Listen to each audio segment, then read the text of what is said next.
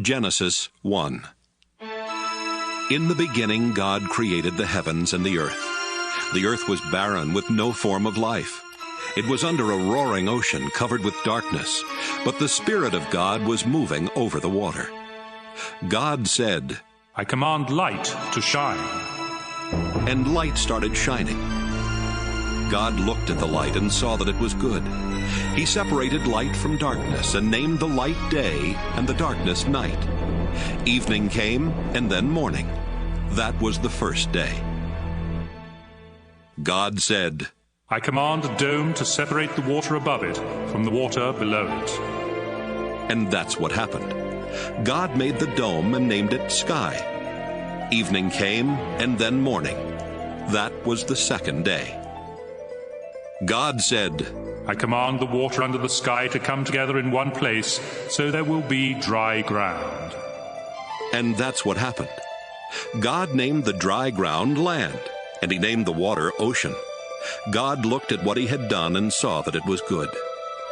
God said, I command the earth to produce all kinds of plants, including fruit trees and grain. And that's what happened. The earth produced all kinds of vegetation. God looked at what he had done, and it was good. Evening came, and then morning. That was the third day. God said, I command lights to appear in the sky and to separate day from night, and to show the time for seasons, special days, and years. I command them to shine on the earth. And that's what happened. God made two powerful lights, the brighter one to rule the day and the other to rule the night. He also made the stars. Then God put these lights in the sky to shine on the earth, to rule day and night, and to separate light from darkness. God looked at what he had done, and it was good. Evening came, and then morning. That was the fourth day. God said, I command the ocean to be full of living creatures, and I command birds to fly above the earth. So God made the giant sea monsters and all the living creatures that swim in the ocean. He also made every kind of bird. God looked at what he had done, and it was good. Then he gave the living creatures his blessing. He told the ocean creatures to live everywhere in the ocean, and the birds to live everywhere on earth. Evening came, and then morning. That was the fifth day. God said, I command the earth to give life to all kinds of tame animals, wild animals, and reptiles. And that's what happened. God made every one of them. Then he looked at what he had done, and it was good. God said, Now we will make humans, and they will be like us. We will let them rule the fish, the birds, and all other living creatures. So God created humans to be like himself. He made men and women. God gave them his blessing and said, Have a lot of children. Fill the earth with people, and bring it under your control. Rule over the fish in the ocean, the birds in the sky, and every animal on the earth.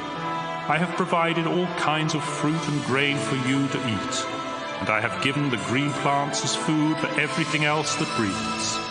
These will be food for animals, both wild and tame, and for birds. God looked at what he had done. All of it was very good. Evening came, and then morning. That was the sixth day. Genesis 2. So the heavens and the earth and everything else were created. By the seventh day God had finished his work, and so he rested. God blessed the seventh day and made it special, because on that day he rested from his work. That's how God created the heavens and the earth. When the Lord God made the heavens and the earth, no grass or plants were growing anywhere. God had not yet sent any rain, and there was no one to work the land. But streams came up from the ground and watered the earth. The Lord God took a handful of soil and made a man. God breathed life into the man, and the man started breathing. The Lord made a garden in a place called Eden, which was in the east, and he put the man there. The Lord God placed all kinds of beautiful trees and fruit trees in the garden. 2 other trees were in the middle of the garden. One of the trees gave life. The other gave the power to know the difference between right and wrong. From Eden, a river flowed out to water the garden. Then it divided into 4 rivers. The first one is the Pishon River that flows through the land of Havilah, where pure gold, rare perfumes, and precious stones are found. The second is the Gihon River that winds through Ethiopia. The Tigris River that flows east of Assyria is the third, and the fourth is the Euphrates River. The Lord God put the man in the Garden of Eden to take care of it and to look after it. But the Lord told him, You may eat fruit from any tree in the garden, except the one that has the power to let you know the difference between right and wrong. If you eat any fruit from that tree, you will die before the day is over. The Lord God said, It isn't good for the man to live alone. I need to make a suitable partner for him. So the Lord took some soil and made animals and birds. He brought them to the man to see what names he would give each of them. Then the man named the tame animals and the birds and the wild animals. That's how they got their names. None of these was the right kind of partner for the man. So the Lord God made him fall into a deep sleep, and he took out one of the man's ribs. Then, after closing the man's side, the Lord made a woman out of the rib. The Lord God brought her to the man, and the man exclaimed, Here is someone like me. She's part of my body, my own flesh and bones. She came from me, a man, so I will name her woman. That's why a man will leave his own father and mother. He marries a woman, and the two of them become like one person. Although the man and his wife were both naked, they were not ashamed. Genesis 3. The snake was sneakier than any of the other wild animals that the Lord God had made.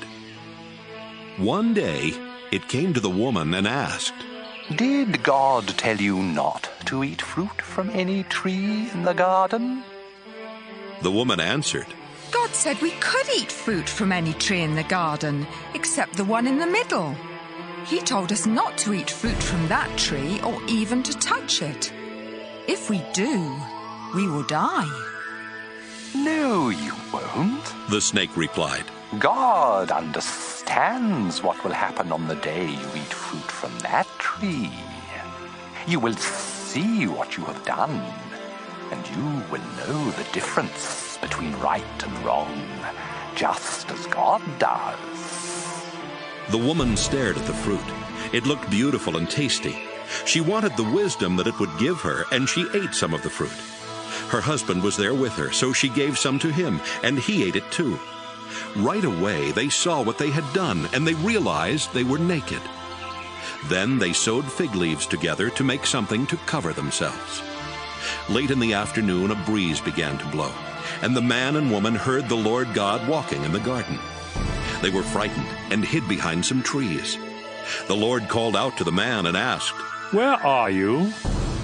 The man answered, I was naked, and when I heard you walking through the garden, I was frightened and hid. "How did you know you were naked? God asked. Did you eat any fruit from that tree in the middle of the garden?" It was the woman you put here with me. The man said. She gave me some of the fruit, and I ate it. The Lord God then asked the woman, "What have you done?" The snake tricked me, she answered. and I ate some of that fruit. So the Lord God said to the snake, "Because of what you have done, you will be the only animal to suffer this curse. For as long as you live, you will crawl on your stomach and eat dirt. You and this woman will hate each other. Your descendants and hers will always be enemies. One of hers will strike you on the head, and you will strike him on the heel." Then the Lord said to the woman, You will suffer terribly when you give birth, but you will still desire your husband, and he will rule over you. The Lord said to the man, You listened to your wife and ate fruit from that tree, and so the ground will be under a curse because of what you did. As long as you live, you will have to struggle to grow enough food. Your food will be plants, but the ground will produce thorns and thistles. You will have to sweat to earn a living. You were made out of soil, and you will once again turn into soil. The man Adam named his wife Eve because she would become the mother of all who live. Then the Lord God made clothes out of animal skins for the man and his wife. The Lord said, These people now know the difference between right and wrong, just as we do. But they must not be allowed to eat fruit from the tree that lets them live forever. So the Lord God sent them out of the Garden of Eden, where they would have to work the ground from which the man had been made. Then God put winged creatures at the entrance to the garden and a flaming, flashing sword to guard the way to the life-giving tree. Genesis 4. Adam and Eve had a son. Then Eve said, I'll name him Cain, because I got him with the help of the Lord. Later she had another son and named him Abel. Abel became a sheep farmer, but Cain farmed the land. One day, Cain gave part of his harvest to the Lord, and Abel also gave an offering to the Lord. He killed the firstborn lamb from one of his sheep and gave the Lord the best parts of it. The Lord was pleased with Abel and his offering, but not with Cain and his offering. This made Cain so angry that he could not hide his feelings. The Lord said to Cain, What's wrong with you? Why do you have such an angry look on your face? If you had done the right thing, you would be smiling. But you did the wrong thing, and now sin is waiting to attack you like a lion. Sin wants to destroy you, but don't let it. Cain said to his brother Abel, Let's go for a walk. And when they were out in a field, Cain killed him. Afterwards, the Lord asked Cain, Where is Abel? How should I know? He answered. Am I supposed to look after my brother? Then the Lord said, Why have you done this terrible thing? You killed your own brother, and his blood flowed onto the ground. Now his blood is calling out for me to punish you, and so I'll put you under a curse. Because you killed Abel and made his blood run out on the ground, you will never be able to farm the land again. If you try to farm the land, it won't produce anything for you. From now on, you'll be without a home, and you'll spend the rest of your life wandering from place to place. This punishment is too hard. Cain said, You're making me leave my home and live far from you. I will have to wander about without a home, and just anyone could kill me. No, the Lord answered. Anyone who kills you will be punished 7 times worse than I am punishing you. So the Lord put a mark on Cain to warn everyone not to kill him. But Cain had to go far from the Lord and live in the land of wandering, which is east of Eden. Later, Cain and his wife had a son named Enoch. At the time, Cain was building a town, and so he named it Enoch after his son. Then Enoch had a son named Irad, who had a son named Mehujael, who had a son named Methushael, who had a son named Lamech. Lamech married Ada, then Zillah. Lamech and Ada had 2 sons, Jabal and Jubal. Their son Jabal was the first to live in tents and raise sheep and goats. Jubal was the first to play harps and flutes. Lamech and Zillah had a son named Tubal-Cain, who made tools out of bronze and iron. They also had a daughter whose name was Naamah. One day Lamech said to his 2 wives, A young man wounded me, and I killed him. Anyone who tries to get even with me will be punished 10 times more than anyone who tries to get even with Cain. Adam and his wife had another son. They named him Seth because they said, God has given us a son to take the place of Abel, who was killed by his brother Cain. Later, Seth had a son and named him Enosh. About this time, people started worshiping the Lord. Genesis 5. God created men and women to be like himself. He gave them his blessing and called them human beings. This is a list of the descendants of Adam, the first man. When Adam was 130, he had a son who was just like him, and he named him Seth. Adam had more children and died at the age of 930. When Seth was 105, he had a son named Enosh. Seth had more children and died at the age of 912. When Enosh was 90, he had a son named Kenan. Enosh had more children and died at the age of 905.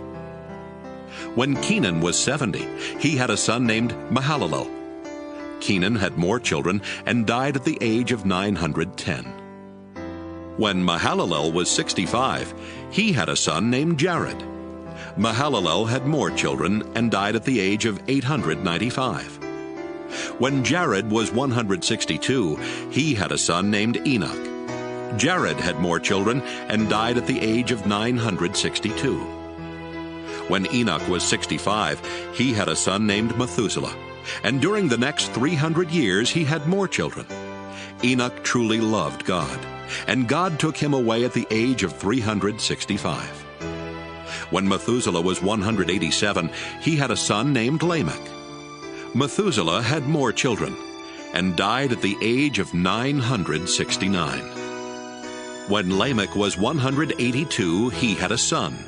Lamech said, "I'll name him Noah, because he will give us comfort as we struggle hard to make a living on this land that the Lord has put under a curse." Lamech had more children and died at the age of 777. After Noah was 500 years old, he had 3 sons and named them Shem, Ham, and Japheth. Genesis 6. More and more people were born until finally they spread all over the earth. Some of their daughters were so beautiful that supernatural beings came down and married the ones they wanted. Then the Lord said, I won't let my life-giving breath remain in anyone forever. No one will live for more than 120 years. The children of the supernatural beings who had married these women became famous heroes and warriors. They were called Nephilim, and lived on the earth at that time and even later.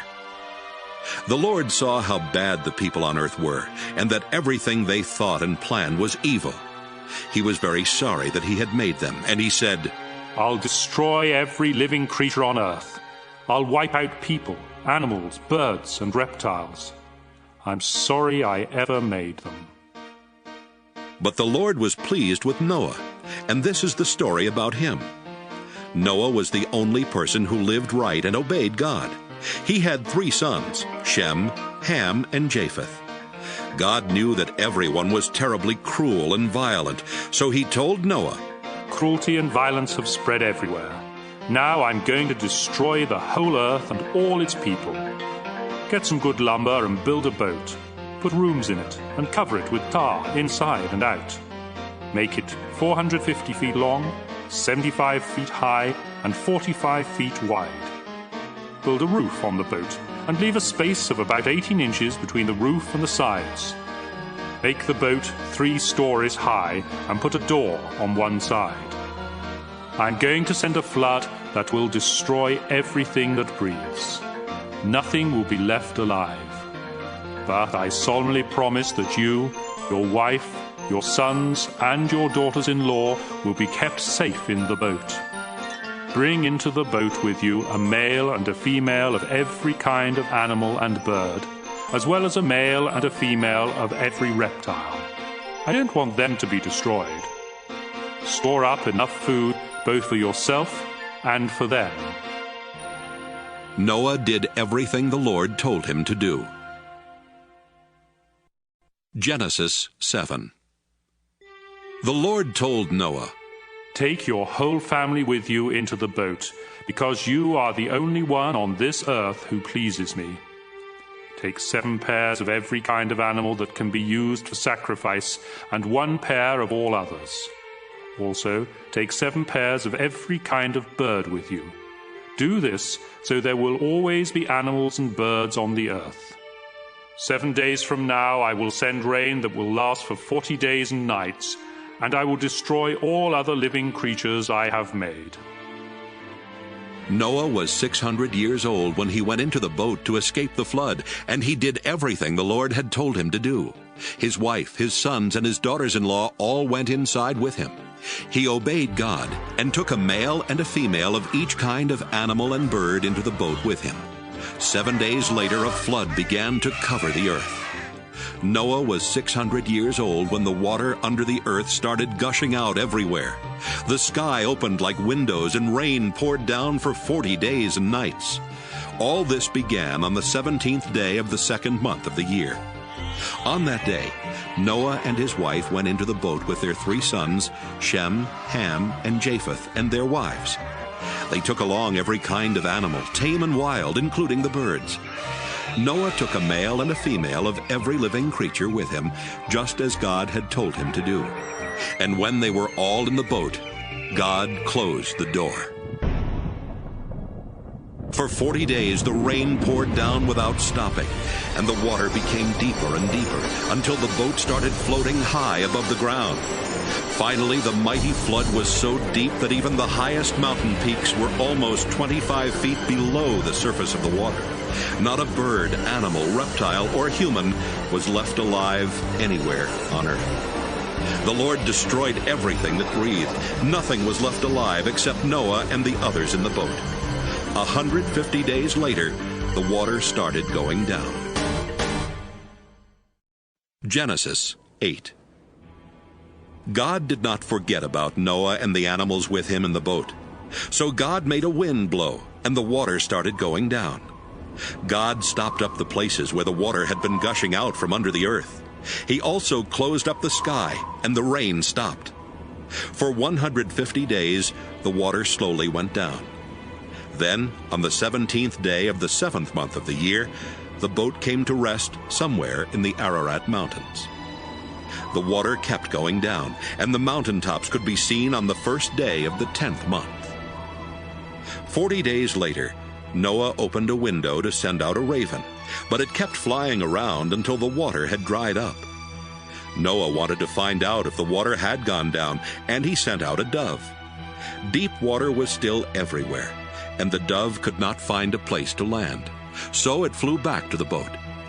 Noah held out his hand and helped it back in. 7 days later, Noah sent the dove out again. It returned in the evening, holding in its beak a green leaf from an olive tree. Noah knew that the water was finally going down. He waited 7 more days before sending the dove out again, and this time it did not return. Noah was now 601 years old, and by the first day of that year, almost all the water had gone away. Noah made an opening in the roof of the boat and saw that the ground was getting dry. By the 27th day of the 2nd month, the earth was completely dry. God said to Noah, "You, your wife, your sons, and your daughters-in-law may now leave the boat. Let out the birds, animals, and reptiles, so they can mate and live all over the earth." After Noah and his family had gone out of the boat, the living creatures left in groups of their own kind. Noah built an altar where he could offer sacrifices to the Lord. Then he offered on the altar one of each kind of animal and bird that could be used for a sacrifice. The smell of the burning offering pleased God, and he said, "Never again will I punish the earth for the sinful things its people do. All of them have evil thoughts from the time they are young. But I will never destroy everything that breathes, as I did this time. As long as the earth remains, there will be planting and harvest, cold and heat, winter and summer, day and night." Genesis 9. God said to Noah and his sons, "I am giving you my blessing. Have a lot of children and grandchildren, so people will live everywhere on this earth. All animals, birds, reptiles, and fish will be afraid of you. I have placed them under your control, and I have given them to you for food. From now on, you may eat them as well as the green plants that you have always eaten. But life is in the blood, and you must not eat any meat that still has blood in it. I created humans to be like me, and I will punish any animal or person that takes a human life. If an animal kills someone, that animal must die. And if a person takes the life of another, that person must be put to death. I want you and your descendants to have many children, so people will live everywhere on earth. Again God said to Noah and his sons, I am going to make a solemn promise to you and to everyone who will live after you. This includes the birds and the animals that came out of the boat. I promise every living creature that the earth and those living on it will never again be destroyed by a flood. The rainbow that I have put in the sky will be my sign to you and to every living creature on earth. It will remind you that I will keep this promise forever. When I send clouds over the earth and a rainbow appears in the sky, I will remember my promise to you and to all other living creatures. Never again will I let floodwaters destroy all life. When I see the rainbow in the sky, I will always remember the promise that I have made to every living creature. The rainbow will be the sign of that solemn promise. Noah and his sons, Shem, Ham, and Japheth, came out of the boat. Ham later had a son named Canaan. All people on earth are descendants of Noah's 3 sons. Noah farmed the land and was the first to plant a vineyard. One day he got drunk and was lying naked in his tent. Ham entered the tent and saw him naked, then went back outside and told his brothers. Shem and Japheth put a robe over their shoulders and walked backward into the tent. Without looking at their father, they placed it over his body. When Noah woke up and learned what his youngest son Ham had done, he said, I now put a curse on Canaan. He will be the lowest slave of his brothers. I ask the Lord my God to bless Shem and make Canaan his slave. I pray that the Lord will give Japheth more and more land, and let him take over the territory of Shem. May Canaan be his slave. Noah lived 350 years after the flood, and died at the age of 950. Genesis 10. After the flood, Shem, Ham, and Japheth had many descendants. Japheth's descendants had their own languages, tribes, and land. They were Gomer, Magog, Madai, Javan, Tubal, Meshech, and Tyrus. Gomer was the ancestor of Ashkenaz, Riphath, and Togarmah. Javan was the ancestor of Elisha, Tarshish, Kittim, and Dodanim, who settled along the coast. Ham's descendants had their own languages, tribes, and land. They were Ethiopia, Egypt, Put, and Canaan. Cush was the ancestor of Seba, Havilah, Sabta, Raamah, and Sabteka. Raamah was the ancestor of Sheba and Dedan. Cush was also the ancestor of Nimrod, a mighty warrior whose strength came from the Lord. Nimrod is the reason for the saying, "You hunt like Nimrod with the strength of the Lord." Cush first ruled in Babylon, Erech, and Akkad, all of which were in Babylonia. From there, Nimrod went to Assyria and built the great city of Nineveh.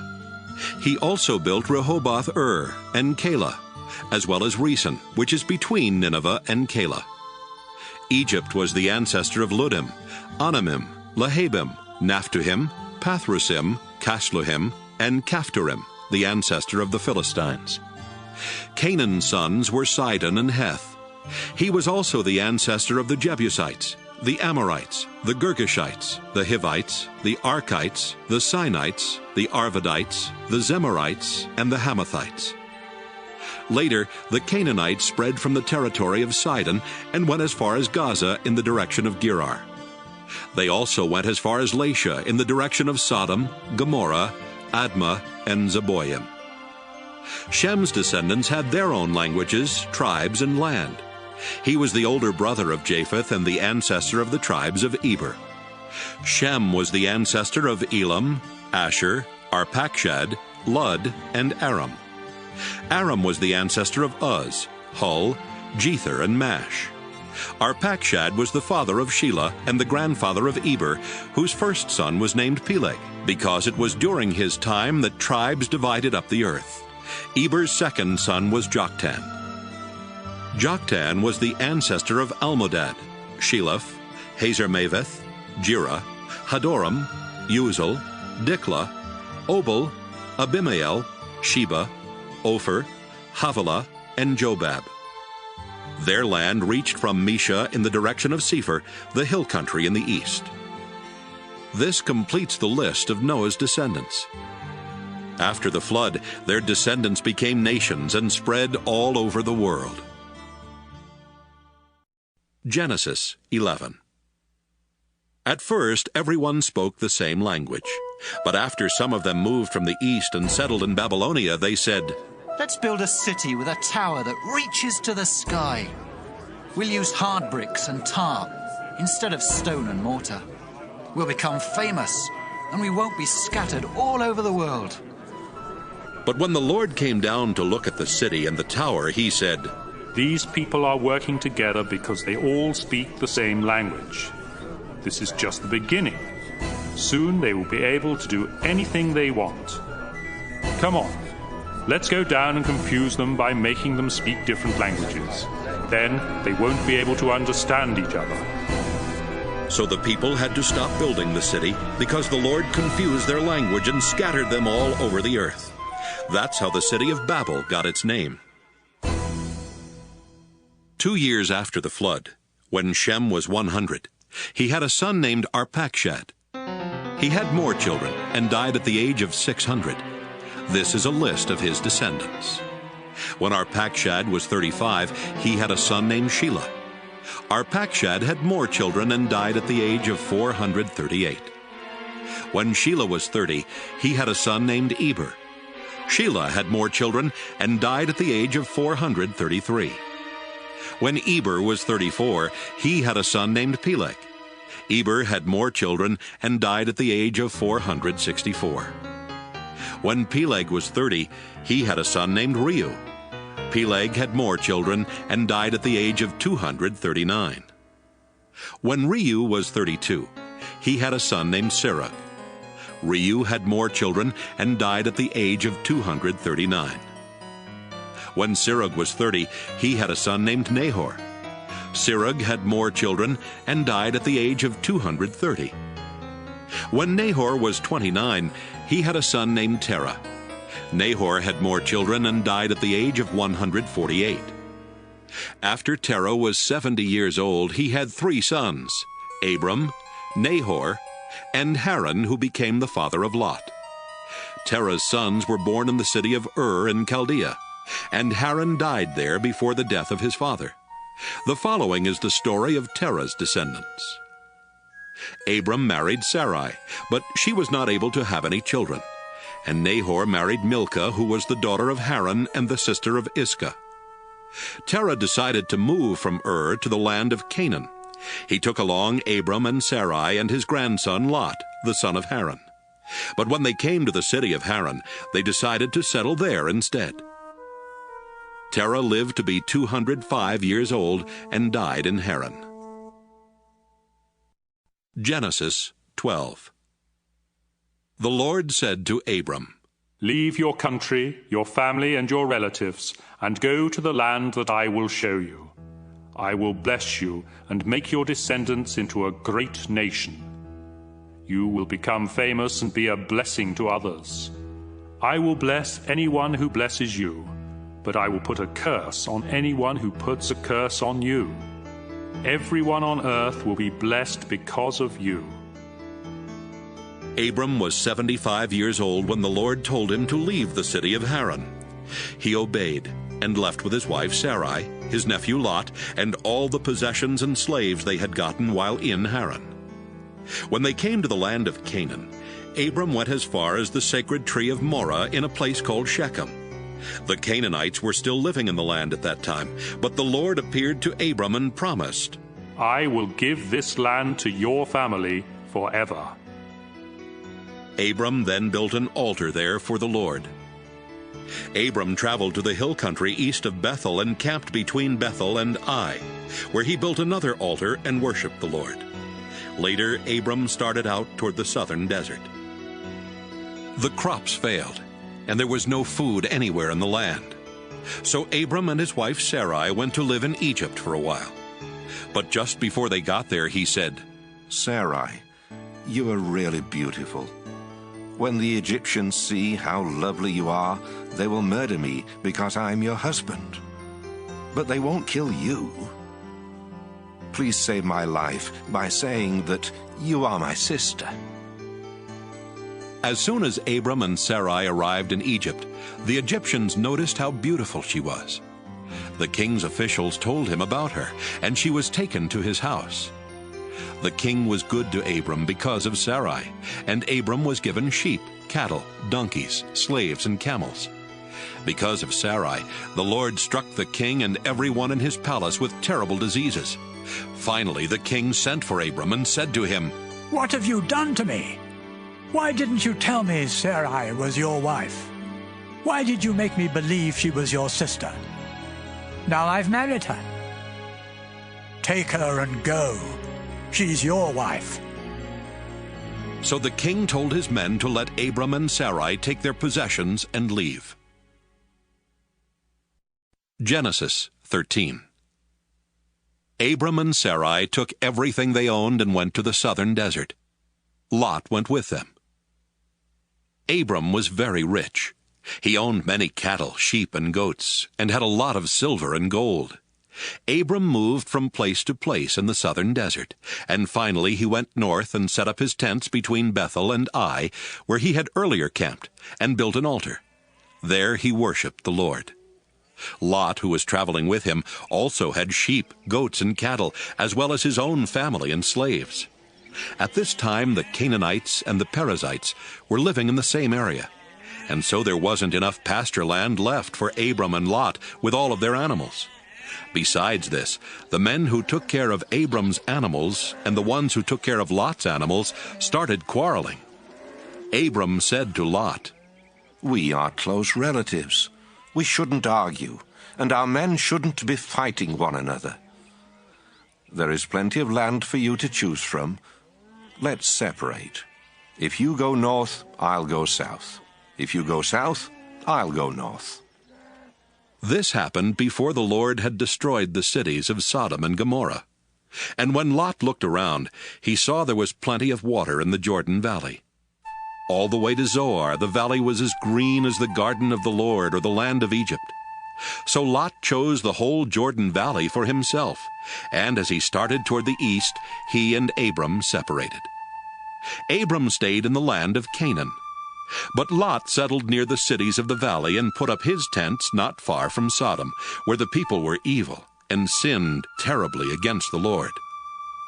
After Abram and Lot had gone their separate ways, the Lord said to Abram, "Look around to the north, south, east, and west. I will give you and your family all the land you can see. It will be theirs forever. I will give you more descendants than there are specks of dust on the earth, and someday it will be easier to count the specks of dust than to count your descendants. Now walk back and forth across the land, because I am giving it to you." Abram took down his tents and went to live near the sacred trees of Mamre at Hebron, where he built an altar in honor of the Lord. Genesis 14. About this time, King Amraphel of Babylonia, King Arioch of Ellasar, King Chedorlaomer of Elam, and King Tidal of Goyim attacked King Bera of Sodom, King Birsha of Gomorrah, King Shinab of Admah, King Shemeber of Zeboim, and the king of Bela, also known as the city of Zoar. King Chedorlaomer and his allies had ruled these last 5 kings for 12 years. But in the 13th year, the kings rebelled and came together in CEDON Valley, which is now covered by the southern part of the Dead Sea. A year later, King Chedorlaomer and his allies attacked and defeated the Rephaites in Ashtaroth Karnaim, the Zuzites in Ham, and the Emites in Sheva Kiriathaim. They also defeated the Horites in the hill country of Edom as far as El Paran near the desert. They went back to the city of En-Mishpat, better known as Kadesh. Then they captured all the land that belonged to the Amalekites, and they defeated the Amorites who were living in Hazazon Tamar.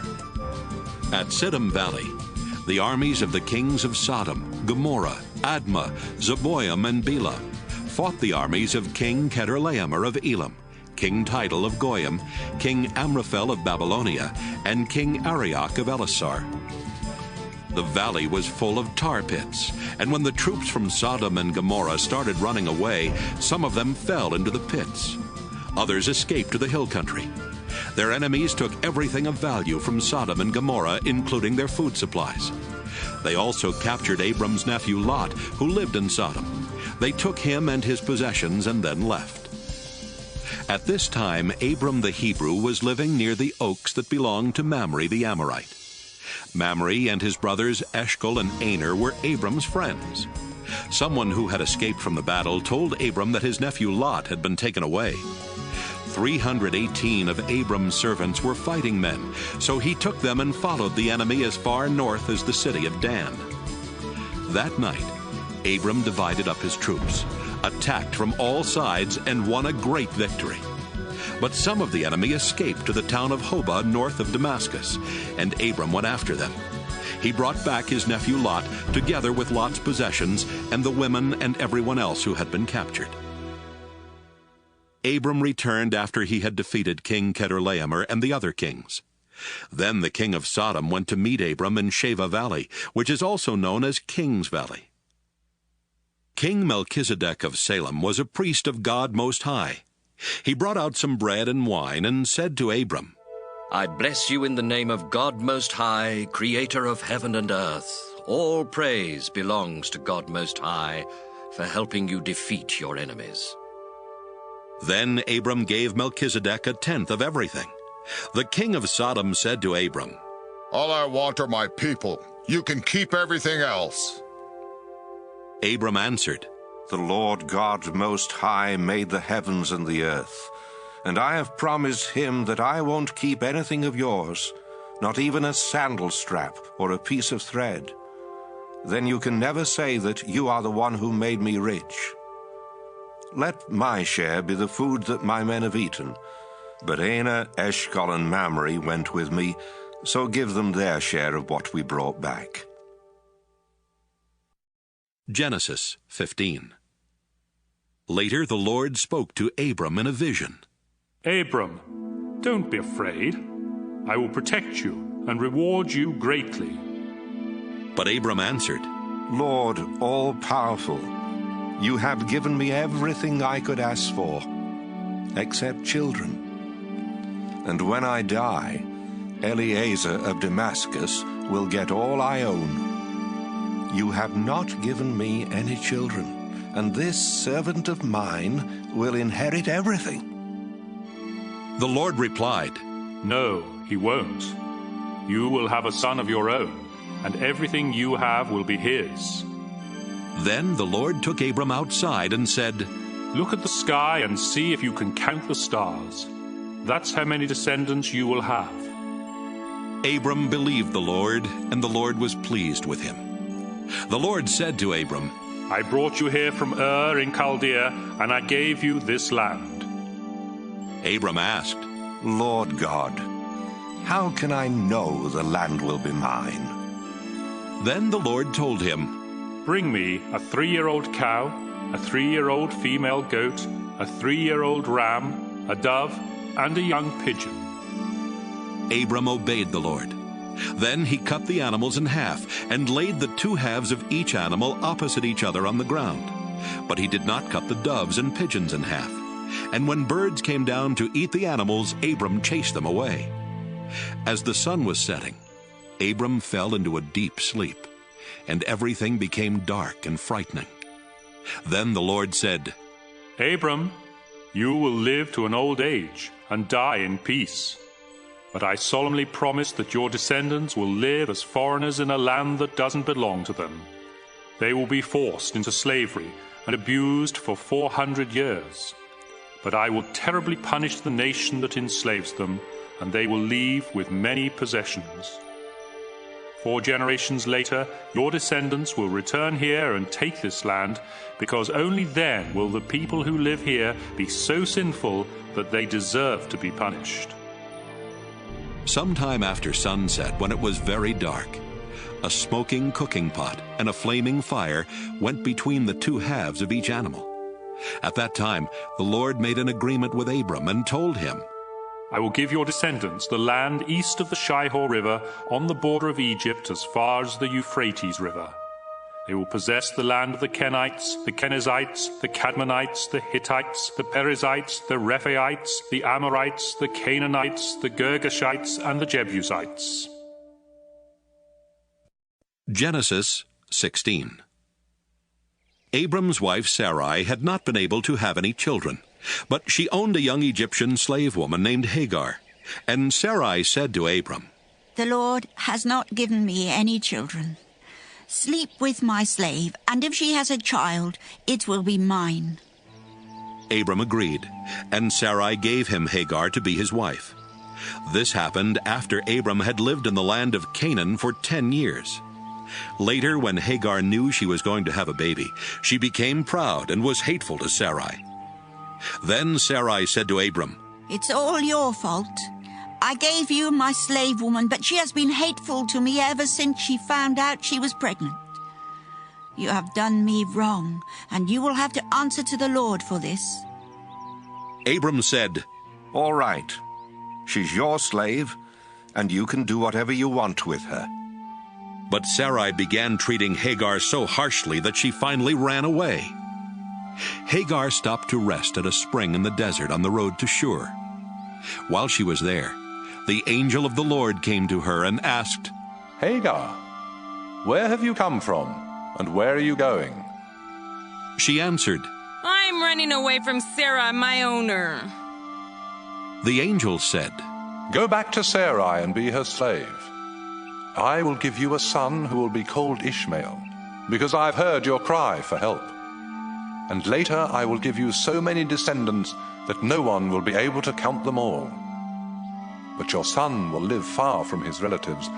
He will be like a wild donkey, fighting everyone, and everyone fighting him.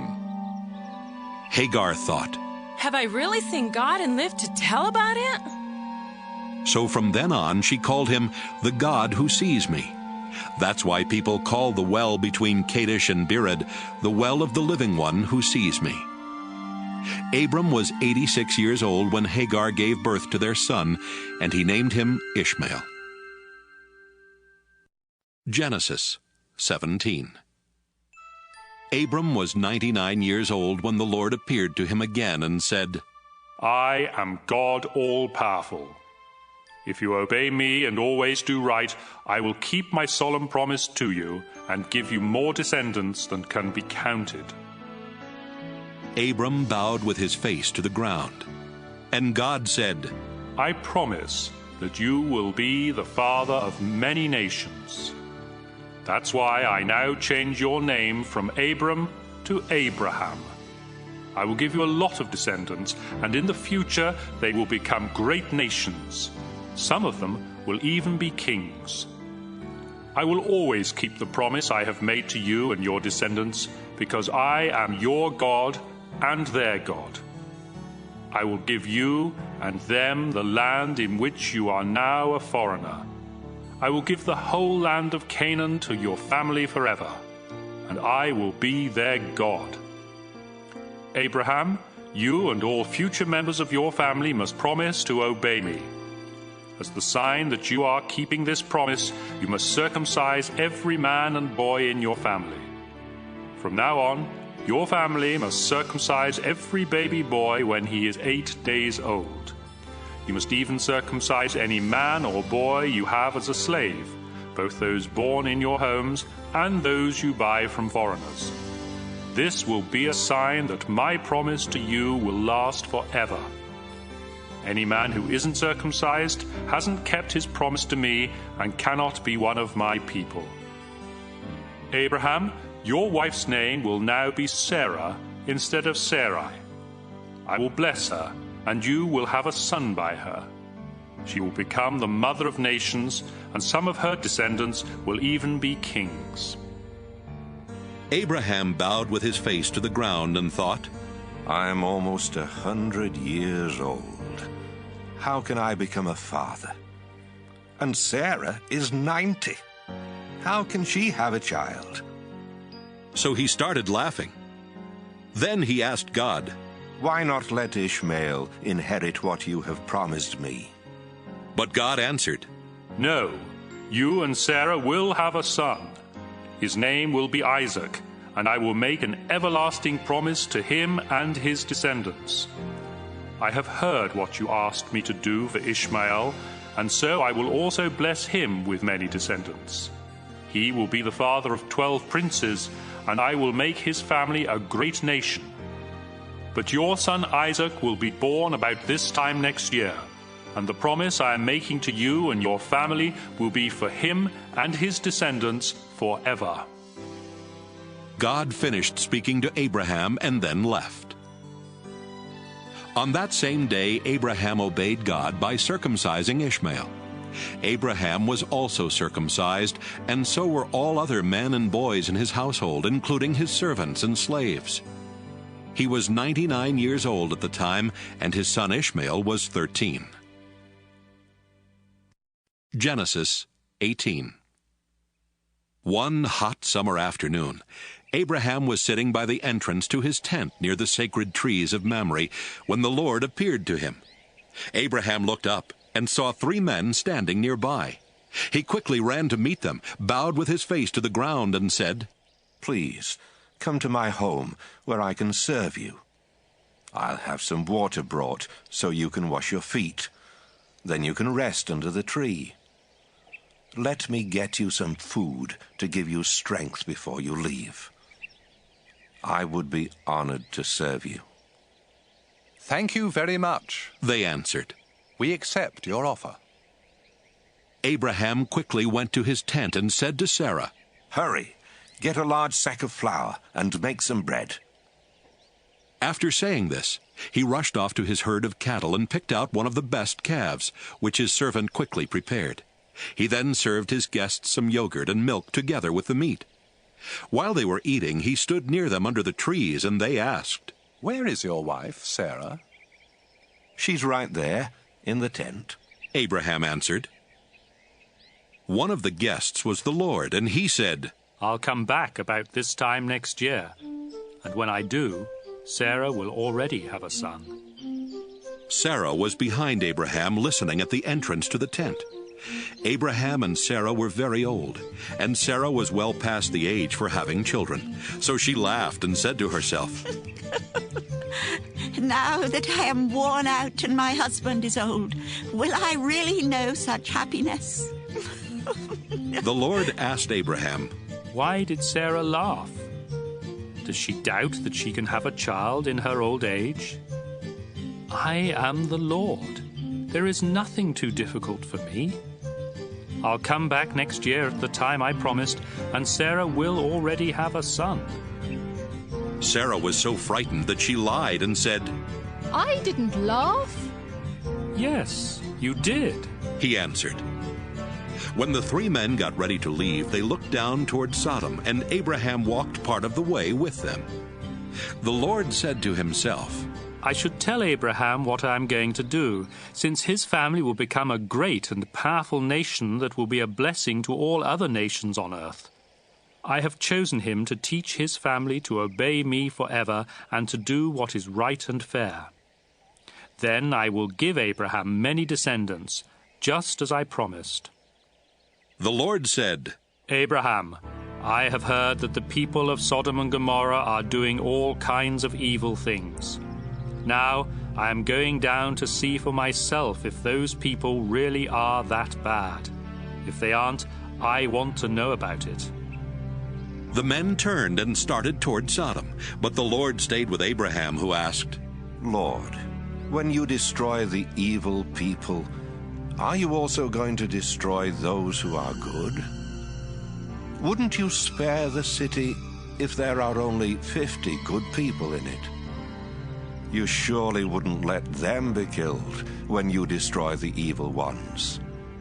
You are the judge of all the earth, and you do what is right. The Lord replied, If I find 50 good people in Sodom, I will save the city to keep them from being killed. Abraham answered, I am nothing more than the dust of the earth. Please forgive me, Lord, for daring to speak to you like this. But suppose there are only 45 good people in Sodom. Would you still wipe out the whole city? If I find 45 good people, the Lord replied, I won't destroy the city. Suppose there are just 40 good people, Abraham asked. Even for them, the Lord replied, I won't destroy the city. Abraham said, Please don't be angry, Lord, if I ask you what you will do if there are only 30 good people in the city. If I find 30, the Lord replied, I still won't destroy it. Then Abraham said, I don't have any right to ask you, Lord, but what would you do if you find only 20? Because of them, I won't destroy the city, was the Lord's answer. Finally, Abraham said, Please don't get angry, Lord, if I speak just once more. Suppose you find only 10 good people there. For the sake of 10 good people, the Lord told him, I still won't destroy the city. After speaking with Abraham, the Lord left, and Abraham went back home. Genesis 19. That evening, the two angels arrived in Sodom, while Lot was sitting near the city gate.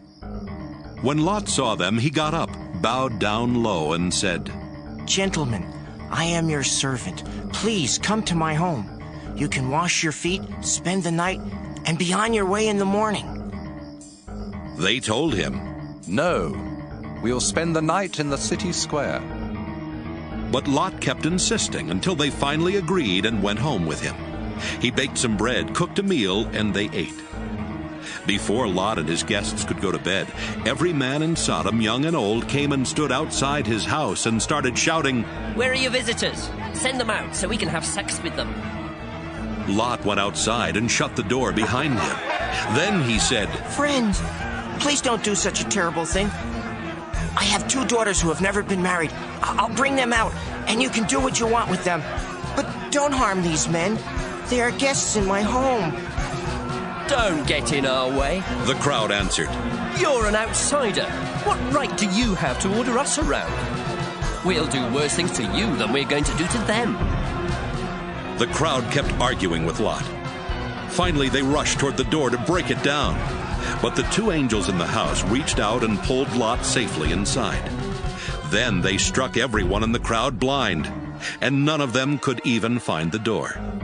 The two angels said to Lot, The Lord has heard many terrible things about the people of Sodom, and he has sent us here to destroy the city.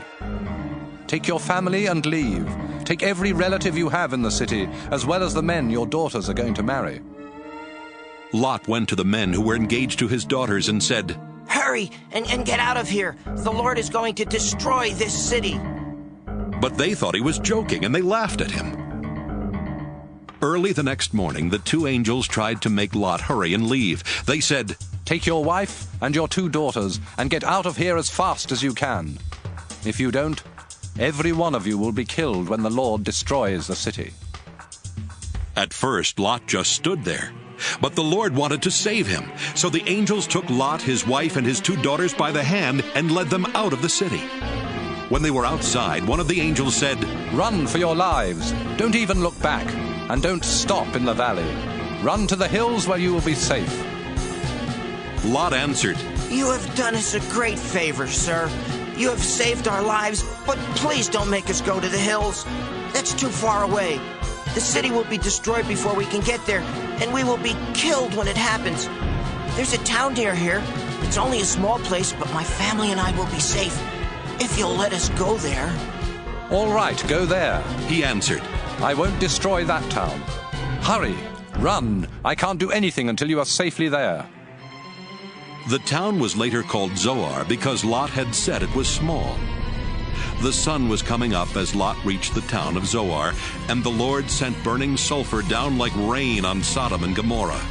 He destroyed those cities and everyone who lived in them, as well as their land and the trees and grass that grew there. On the way, Lot's wife looked back and was turned into a block of salt. That same morning, Abraham got up and went to the place where he had stood and spoken with the Lord. He looked down toward Sodom and Gomorrah and saw smoke rising from all over the land. It was like a flaming furnace. When God destroyed the cities of the valley where Lot lived, he remembered his promise to Abraham and saved Lot from the terrible destruction. Lot was afraid to stay on in Zoar, so he took his 2 daughters and moved to a cave in the hill country. One day his older daughter said to her sister, Our father is old, and there are no men anywhere for us to marry. Let's get our father drunk. Then we can sleep with him and have children. That night they got their father drunk, and the older daughter got in bed with him. But he was too drunk even to know she was there. The next day the older daughter said to her sister, I slept with my father last night.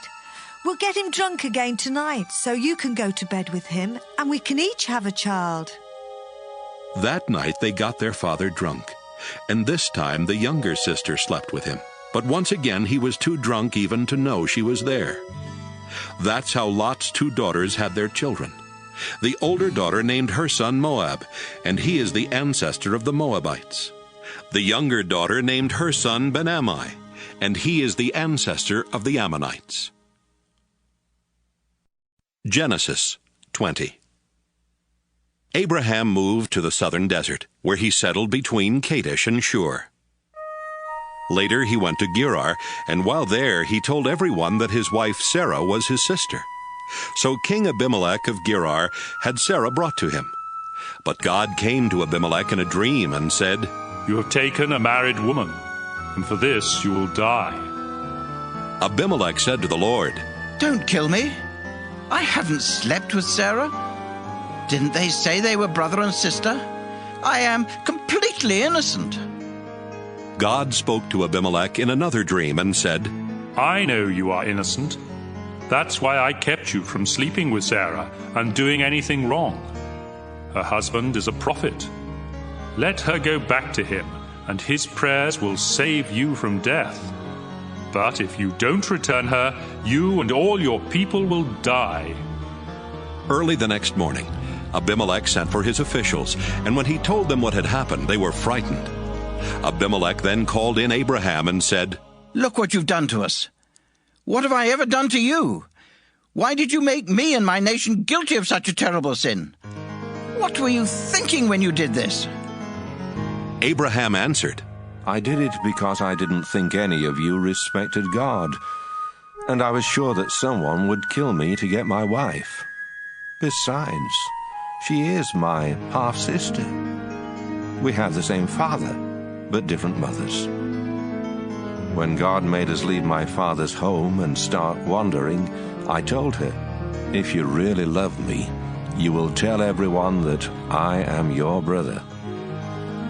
Abimelech gave Abraham some sheep, cattle, and slaves.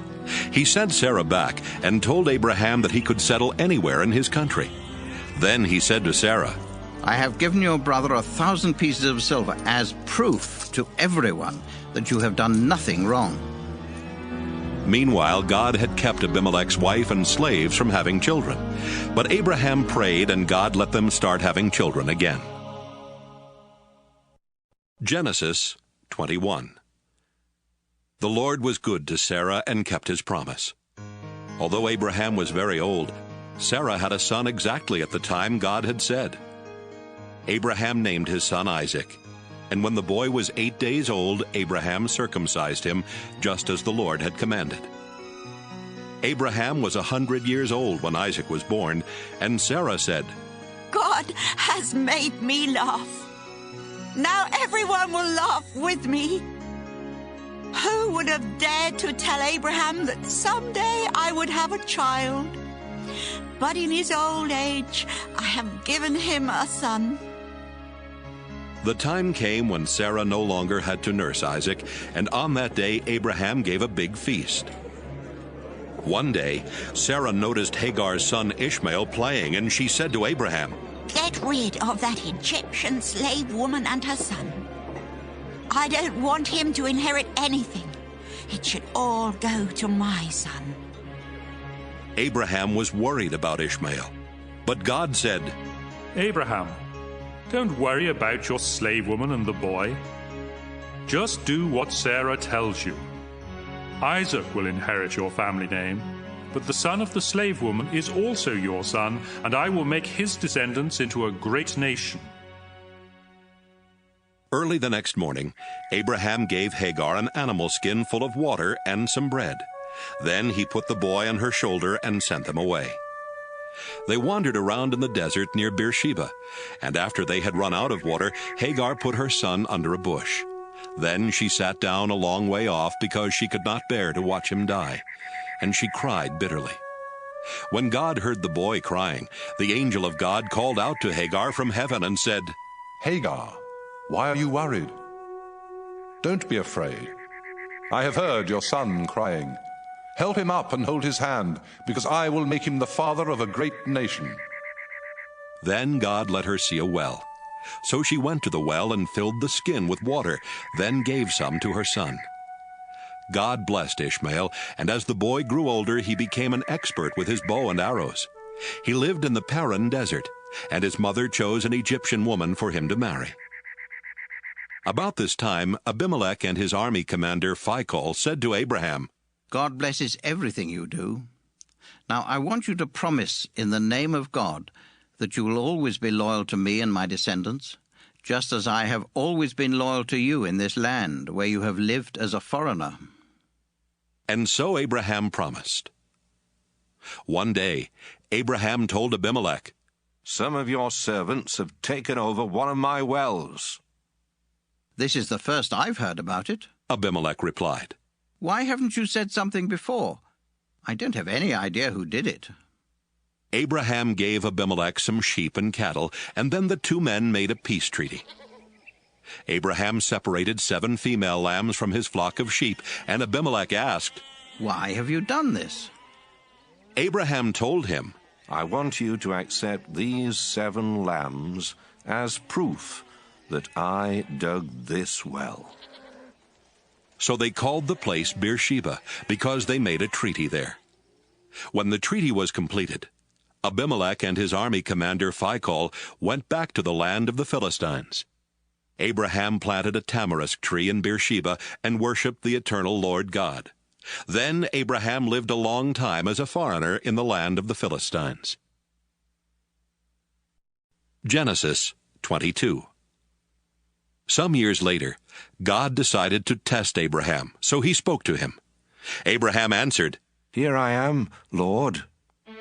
The Lord said, Go, get Isaac, your only son, the one you dearly love. Take him to the land of Moriah, and I will show you a mountain, where you must sacrifice him to me on the fires of an altar. So Abraham got up early the next morning and chopped wood for the fire. He put a saddle on his donkey and left with Isaac and 2 servants for the place where God had told him to go. 3 days later, Abraham looked off in the distance and saw the place. He told his servants, Stay here with the donkey, while my son and I go over there to worship. We will come back. Abraham put the wood on Isaac's shoulder, but he carried the hot coals and the knife. As the 2 of them walked along, Isaac said, Father, we have the coals and the wood, but where is the lamb for the sacrifice? My son, Abraham answered, God will provide the lamb.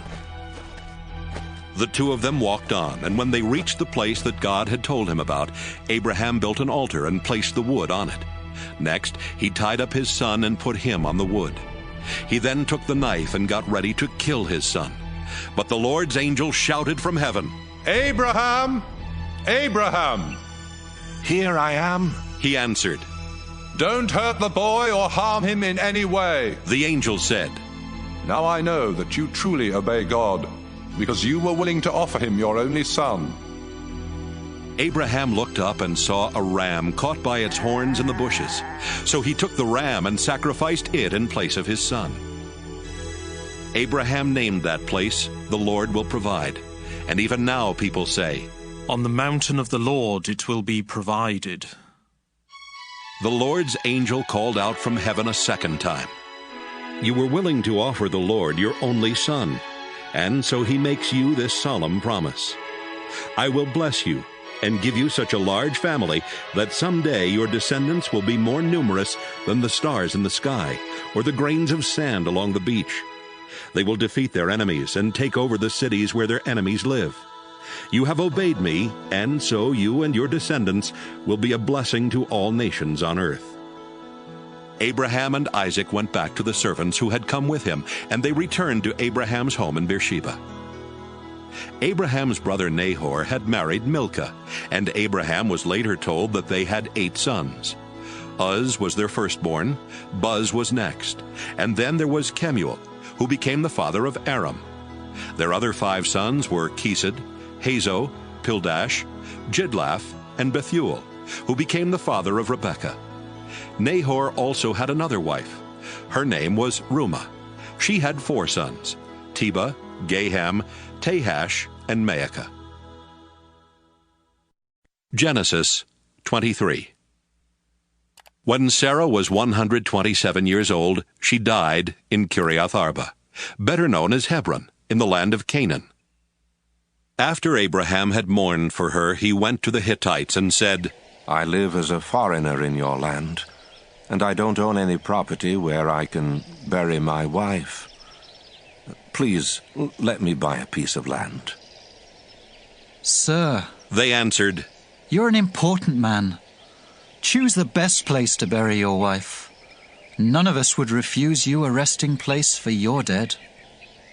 Abraham bowed down and replied, If you are willing to let me bury my wife here, please ask Zohar's son Ephraim to sell me Machpelah Cave at the end of his field. I'll pay what it's worth, and all of you can be witnesses. Ephraim was sitting there near the city gate when Abraham made this request, and he answered, Sir, the whole field, including the cave, is yours. With my own people as witnesses, I freely give it to you as a burial place for your dead. Once again Abraham bowed down and said to Ephraim, In front of these witnesses, I offer you the full price so I can bury my wife. Please accept my offer. But, sir, the man replied, the property is worth only 400 pieces of silver. Why should we haggle over such a small amount? Take the land, it's yours. Abraham accepted Ephraim's offer and paid him the 400 pieces of silver in front of everyone at the city gate. That's how Abraham got Ephraim's property east of Hebron, which included the field with all its trees, as well as Machpelah Cave at the end of the field. So Abraham buried his wife Sarah in Machpelah Cave that was in the field he had bought from the Hittites. Genesis 24. Abraham was now a very old man. The Lord had made him rich, and he was successful in everything he did. One day Abraham called in his most trusted servant and said to him, Solemnly promise me, in the name of the Lord, who rules heaven and earth, that you won't choose a wife for my son Isaac from the people here in the land of Canaan. Instead, go back to the land where I was born and find a wife for him from among my relatives. But the servant asked, What if the young woman I choose refuses to leave home and come here with me? Should I send Isaac there to look for a wife? No, Abraham answered. Don't ever do that, no matter what. The Lord who rules heaven brought me here from the land where I was born, and promised that he would give this land to my descendants forever. When you go back there, the Lord will send his angel ahead of you to help you find a wife for my son. If the woman refuses to come along, you don't have to keep this promise. But don't ever take my son back there. So the servant gave Abraham his word that he would do everything he had been told to do. Soon after that, the servant loaded 10 of Abraham's camels with valuable gifts. Then he set out for the city in northern Syria where Abraham's brother Nahor lived. When he got there, he let the camels rest near the well outside the city. It was late afternoon, the time when the women came out for water. The servant prayed, "You, Lord, are the God my master Abraham worships. Please keep your promise to him and let me find a wife for Isaac today. The young women of the city will soon come to this well for water, and I'll ask one of them for a drink. If she gives me a drink and then offers to get some water for my camels, I'll know she is the one you have chosen and that you have kept your promise to my master." While he was still praying, a beautiful unmarried young woman came by with a water jar on her shoulder. She was Rebekah, the daughter of Bethuel, the son of Abraham's brother Nahor, and his wife Milcah. Rebekah walked past Abraham's servant, then went over to the well and filled her water jar. When she started back, Abraham's servant ran to her and said, "Please, let me have a drink of water." "I'll be glad to," she answered. Then she quickly took the jar from her shoulder and held it while he drank. After he had finished, she said, "Now I'll give your camels all the water they want."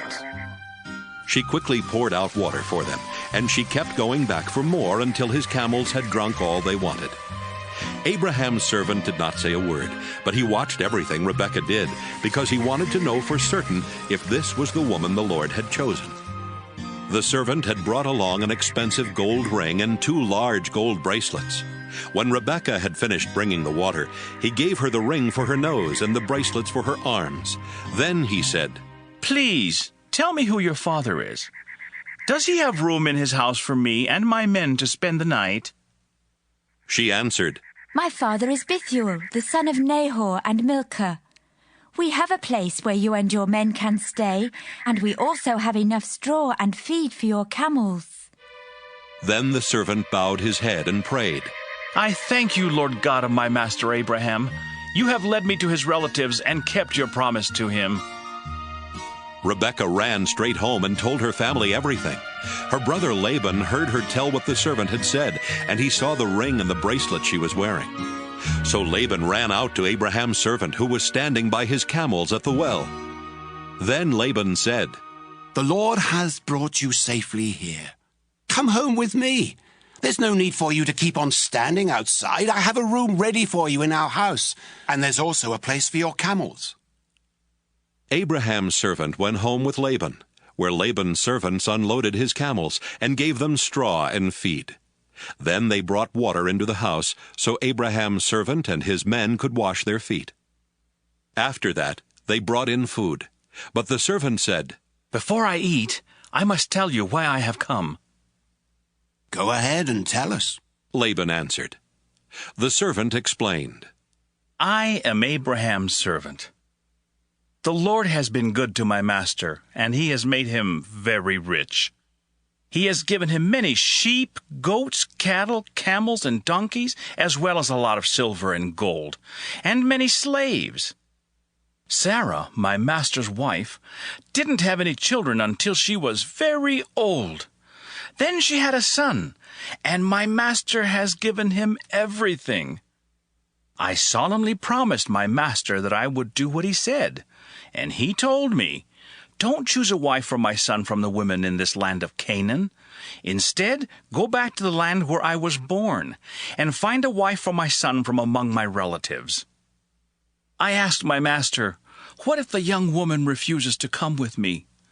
My master answered, 'I have always obeyed the Lord, and he will send his angel to help you find my son a wife from among my own relatives. But if they refuse to let her come back with you, then you are freed from your promise.' When I came to the well today, I silently prayed, 'You, Lord, are the God my master Abraham worships, so please lead me to a wife for his son while I am here at the well. When a young woman comes out to get water, I'll ask her to give me a drink. If she gives me a drink and offers to get some water for my camels, I'll know she is the one you have chosen. Even before I had finished praying, Rebekah came by with a water jar on her shoulder. When she had filled the jar, I asked her for a drink. She quickly lowered the jar from her shoulder and said, "Have a drink, then I'll get water for your camels." So I drank, and after that she got some water for my camels. I asked her who her father was, and she answered, "My father is Bethuel, the son of Nahor and Milcah." Right away I put the ring in her nose and the bracelets on her arms.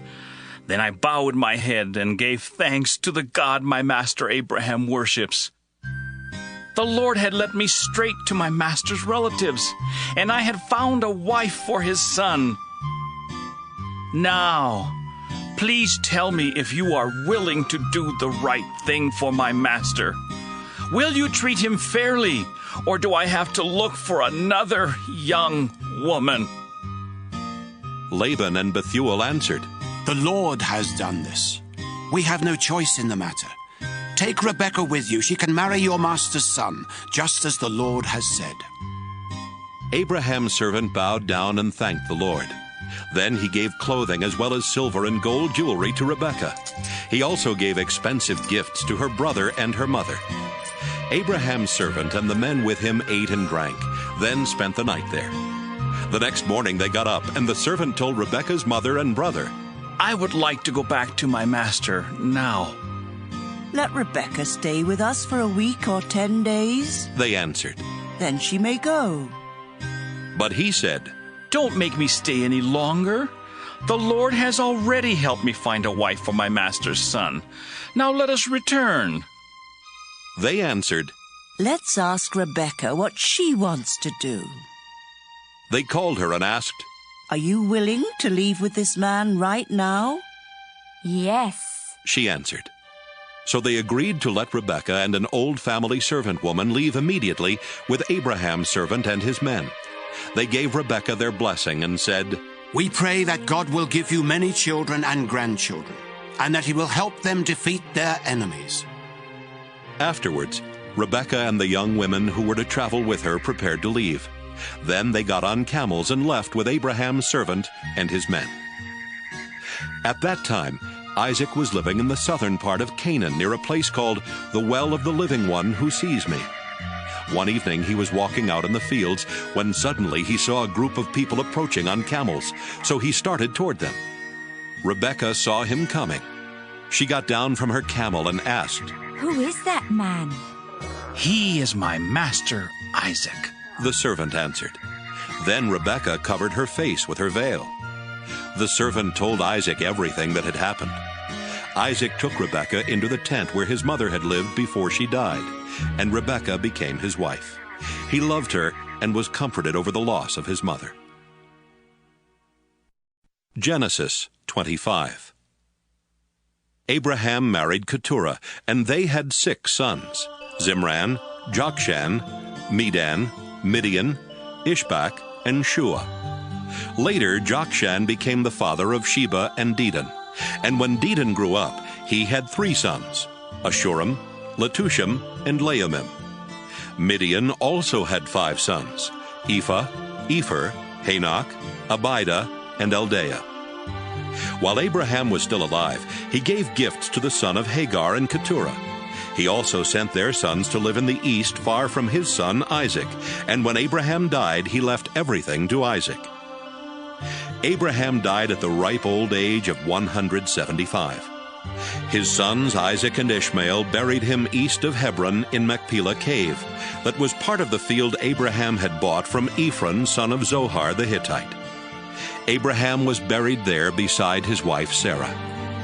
God blessed Isaac after this, and Isaac moved to a place called the Well of the Living One Who Sees Me. Ishmael was the son of Abraham and Hagar, the slave woman of Sarah. Ishmael had 12 sons in this order: Nebaioth, Kedar, Adbeel, Mibsam, Mishma, Duma, Massa, Hadad, Tema, Jeter, Naphish, and Kedemah. Each of Ishmael's sons was a tribal chief, and a village was named after each of them. Ishmael had settled in the land east of his brothers, and his sons settled everywhere from Havilah to Shur. east of Egypt on the way to Asher. Ishmael was 137 when he died. Isaac was the son of Abraham, and he was 40 years old when he married Rebekah, the daughter of Bethuel. She was also the sister of Laban the Aramean from northern Syria. Almost 20 years later, Rebekah still had no children. So Isaac asked the Lord to let her have a child, and the Lord answered his prayer. Before Rebekah gave birth, she knew she was going to have twins because she could feel them inside her fighting each other. She thought, "Why is this happening to me?"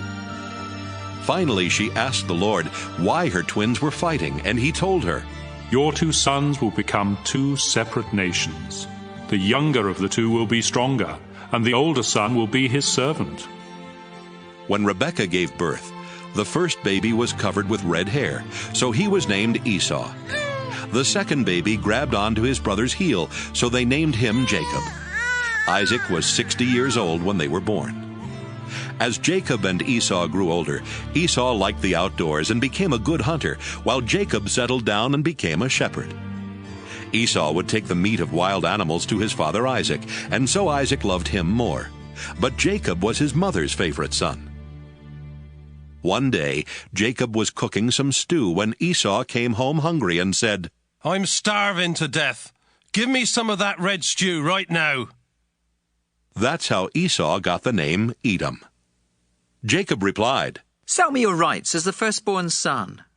"I'm about to die," Esau answered. "What good will those rights do me?" But Jacob said, "Promise me your birthrights here and now." And that's what Esau did.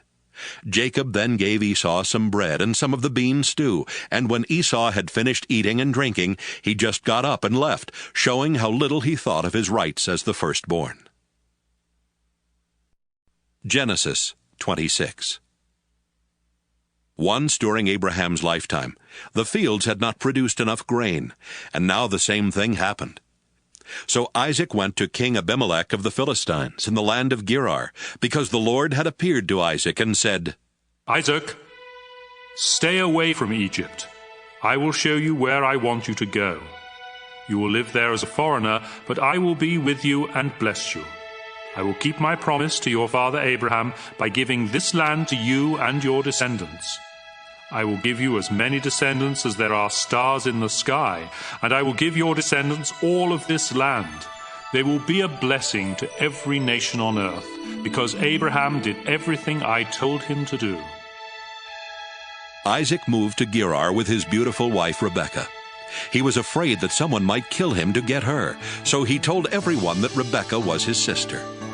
After Isaac had been there a long time, King Abimelech looked out a window and saw Isaac hugging and kissing Rebekah. Abimelech called him in and said, "Rebekah must be your wife. Why did you say she is your sister?" "Because I thought someone would kill me," Isaac answered. "Don't you know what you've done?" Abimelech exclaimed. "If someone had slept with her, you would have made our whole nation guilty."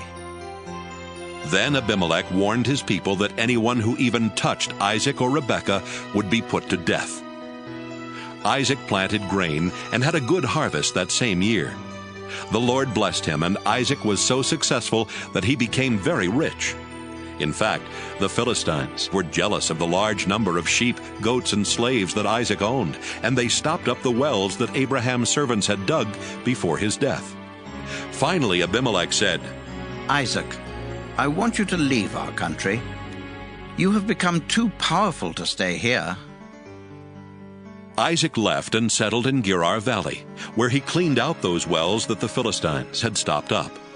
Isaac also gave each of the wells the same name that Abraham had given to them. While his servants were digging in the valley, they found a spring-fed well. But the shepherds of Gerar Valley quarreled with Isaac's shepherds and claimed the water belonged to them. So the well was named Quarrel, because they had quarreled with Isaac. Isaac's servants dug another well, and the shepherds also quarreled about it. So that well was named Jealous. Finally, they dug one more well. There was no quarreling this time, and the well was named Lots of Room, because the Lord had given them room and would make them very successful. Isaac went on to Beersheba, where the Lord appeared to him that night, and told him, "Don't be afraid. I am the God who was worshipped by your father Abraham, my servant. I will be with you and bless you, and because of Abraham, I will give you many descendants." Isaac built an altar there and worshipped the Lord. Then he set up camp, and his servant started digging a well. Meanwhile, Abimelech had left Gerar and was taking his adviser Ahuzzath and his army commander Phicol to see Isaac. When they arrived, Isaac asked, "Why are you here? Didn't you send me away because you hated me?" They answered, "We now know for certain that the Lord is with you, and we have decided there needs to be a peace treaty between you and us. So let us make a solemn agreement not to harm each other. Remember, we have never hurt you, and when we sent you away, we let you go in peace. The Lord has truly blessed you." Isaac gave a big feast for them, and everyone ate and drank. Early the next morning, Isaac and the others made a solemn agreement. Then he let them go in peace. Later that same day, Isaac's servants came and said, "We've struck water." So Isaac named the well Shibah, and the town is still called Beersheba. When Esau was 40, he married Judith, the daughter of Beeri the Hittite, and Basemath, the daughter of Elon the Hittite. But these two women brought a lot of grief to his parents, Isaac and Rebekah. Genesis 27. After Isaac had become old and almost blind, he called in his firstborn son Esau, who asked him, "Father, what can I do for you?" Isaac replied, "I am old and might die at any time. So take your bow and arrows, then go out in the fields and kill a wild animal. Cook some of that tasty food that I love so much and bring it to me. I want to eat it once more and give you my blessing before I die." Rebekah had been listening, and as soon as Esau left to go hunting, she said to Jacob, "I heard your father tell Esau to kill a wild animal and cook some tasty food for your father before he dies. Your father said this because he wants to bless your brother with the Lord as his witness. Now, my son, listen carefully to what I want you to do. Go and kill 2 of your best young goats and bring them to me. I'll cook the tasty food that your father loves so much. Then you can take it to him so he can eat it and give you his blessing before he dies." My brother Esau is a hairy man. Jacob reminded her, "And I am not. If my father touches me and realizes I am trying to trick him, he will put a curse on me instead of giving me a blessing." Rebekah insisted, "Let his curse fall on me. Just do what I say and bring me the meat." So Jacob brought the meat to his mother, and she cooked the tasty food that his father liked. Then she took Esau's best clothes and put them on Jacob. She also covered the smooth part of his hands and neck with goatskins, and gave him some bread and the tasty food she had cooked. Jacob went to his father and said, "Father, here I am." "Which one of my sons are you?" his father asked. Jacob replied, "I am Esau, your firstborn, and I have done what you told me. Please sit up and eat the meat I have brought. Then you can give me your blessing." Isaac asked, "My son, how did you find an animal so quickly?" The Lord your God was kind to me," Jacob answered. "My son," Isaac said, "come closer where I can touch you and find out if you really are Esau." Jacob went closer. His father touched him and said, "You sound like Jacob, but your hands feel hairy like Esau's." And so Isaac blessed Jacob, thinking he was Esau. Isaac asked, "Are you really my son Esau?" "Yes, I am," Jacob answered. So Isaac told him, "Serve me the wild meat, and I can give you my blessing." Jacob gave him some meat, and he ate it. He also gave him some wine, and he drank it. Then Isaac said, "Son, come over here and kiss me." While Jacob was kissing him, Isaac caught the smell of his clothes and said, "The smell of my son is like a field the Lord has blessed. God will bless you, my son, with dew from heaven and with fertile fields, rich with grain and grapes. Nations will be your servants and bow down to you. You will rule over your brothers, and they will kneel at your feet. Anyone who curses you will be cursed. Anyone who blesses you will be blessed." Right after Isaac had given Jacob his blessing and Jacob had gone, Esau came back from hunting. He cooked the tasty food, brought it to his father, and said, "Father, please sit up and eat the meat I brought you, so you can give me your blessing." "Who are you?" Isaac asked. "I am Esau, your firstborn son." Isaac started trembling and said, "Then who brought me some wild meat right before you came in? I ate it and gave him a blessing that cannot be taken back." Esau cried loudly and begged, "Father, give me a blessing too." Isaac answered, "Your brother tricked me and stole your blessing." Esau replied, "My brother deserves the name Jacob, because he has already cheated me twice. The first time he cheated me out of my rights as the firstborn son, and now he has cheated me out of my blessing." Then Esau asked his father, "Don't you still have any blessing left for me?" "My son," Isaac answered, "I have made Jacob the ruler over you and your brothers, and all of you will be his servants. I have also promised him all the grain and grapes that he needs. There's nothing left that I can do for you." "Father," Esau asked, "don't you have more than one blessing? You can surely give me a blessing too." Then Esau started crying again. So his father said, "Your home will be far from that fertile land where dew comes down from the heavens. You will live by the power of your sword and be your brother's slave. But when you decide to be free, you will break loose." Esau hated his brother Jacob because he had stolen the blessing that was supposed to be his. So he said to himself, "Just as soon as my father dies, I'll kill Jacob." When Rebekah found out what Esau planned to do, she sent for Jacob and told him, "Son, your brother Esau is just waiting for the time when he can kill you. Now listen carefully and do what I say. Go to the home of my brother Laban in Haran and stay with him for a while. When Esau stops being angry and forgets what you have done to him, I'll send for you to come home. Why should I lose both of my sons on the same day?" Rebekah later told Isaac, "Those Hittite wives of Esau are making my life miserable. If Jacob marries a Hittite woman, I'd be better off dead."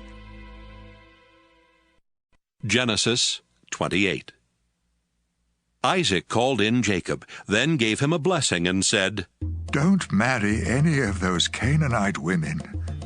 Go at once to your mother's father Bethuel in northern Syria, and choose a wife from one of the daughters of Laban, your mother's brother. I pray that God all-powerful will bless you with many descendants and let you become a great nation. May he bless you with the land he gave Abraham, so that you will take over this land where we now live as foreigners." Isaac then sent Jacob to stay with Rebekah's brother Laban, the son of Bethuel the Aramean. Esau found out that his father Isaac had blessed Jacob and had warned him not to marry any of the Canaanite women. He also learned that Jacob had been sent to find a wife in northern Syria and that he had obeyed his father and mother. Esau already had several wives, but he realized at last how much his father hated the Canaanite women. So he married Ishmael's daughter Mahalath, who was the sister of Nebaioth and the granddaughter of Abraham. Jacob left the town of Beersheba and started out for Haran. At sunset he stopped for the night and went to sleep, resting his head on a large rock. In a dream he saw a ladder that reached from earth to heaven, and God's angels were going up and down on it.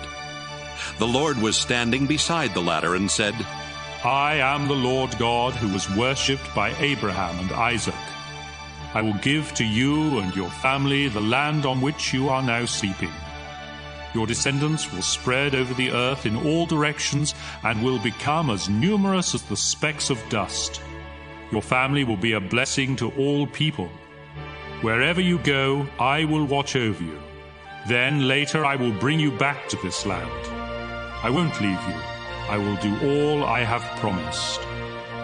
Jacob woke up suddenly and thought, The Lord is in this place, and I didn't even know it. Then Jacob became frightened and said, This is a fearsome place. It must be the house of God and the ladder to heaven. When Jacob got up early the next morning, he took the rock that he had used for a pillow and stood it up for a place of worship. Then he poured olive oil on the rock to dedicate it to God, and he named the place Bethel. Before that it had been named Luz. Jacob solemnly promised God, If you go with me and watch over me as I travel, and if you give me food and clothes and bring me safely home again, you will be my God. This rock will be your house, and I will give back to you 1/10 of everything you give me. Genesis 29. As Jacob continued on his way to the east, he looked out in a field and saw a well where shepherds took their sheep for water. 3 flocks of sheep were lying around the well, which was covered with a large rock. Shepherds would roll the rock away when all their sheep had gathered there. Then, after the sheep had been watered, the shepherds would roll the rock back over the mouth of the well. Jacob asked the shepherds, Where are you from? We're from Haran. They answered. Then he asked, Do you know Nahor's grandson, Laban?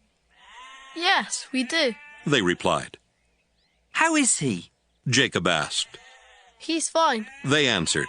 And here comes his daughter Rachel with the sheep. Jacob told them, Look, the sun is still high up in the sky, and it's too early to bring in the rest of the flocks. Water your sheep and take them back to the pasture. But they replied, We can't do that until they all get here and the rock has been rolled away from the well. While Jacob was still talking with the men, his cousin Rachel came up with her father's sheep. When Jacob saw her and his uncle's sheep, he rolled the rock away and watered the sheep. He then kissed Rachel and started crying because he was so happy. He told her that he was the son of her aunt Rebekah, and she ran and told her father about him. As soon as Laban heard the news, he ran out to meet Jacob. He hugged and kissed him and brought him to his home, where Jacob told him everything that had happened. Laban said, You are my nephew, and you are like one of my own family. After Jacob had been there for a month, Laban said to him, You shouldn't have to work without pay, just because you are a relative of mine. What do you want me to give you? Laban had 2 daughters. Leah was older than Rachel, but her eyes didn't sparkle, while Rachel was beautiful and had a good figure.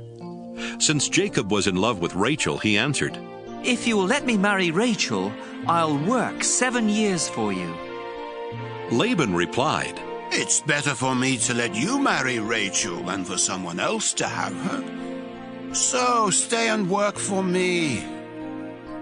Jacob worked 7 years for Laban, but the time seemed like only a few days because he loved Rachel so much. Jacob said to Laban, The time is up, and I want to marry Rachel now. So Laban gave a big feast and invited all their neighbors. But that evening, he brought Leah to Jacob, who married her and spent the night with her. Laban also gave Zilpah to Leah as her servant woman. The next morning, Jacob found out that he had married Leah, and he asked Laban, Why did you do this to me? Didn't I work to get Rachel? Why did you trick me? Laban replied, In our country, the older daughter must get married first. After you spend this week with Leah, you may also marry Rachel. But you will have to work for me another 7 years. At the end of the week of celebration, Laban let Jacob marry Rachel, and he gave her his servant woman Bilhah. Jacob loved Rachel more than he did Leah, but he had to work another 7 years for Laban. The Lord knew that Jacob loved Rachel more than he did Leah, and so he gave children to Leah, but not to Rachel. Leah gave birth to a son and named him Reuben, because she said, "The Lord has taken away my sorrow.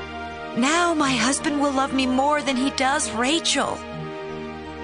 She had a second son and named him Simeon, because she said, "The Lord has heard that my husband doesn't love me." When Leah's third son was born, she said, "Now my husband will hold me close." So this son was named Levi.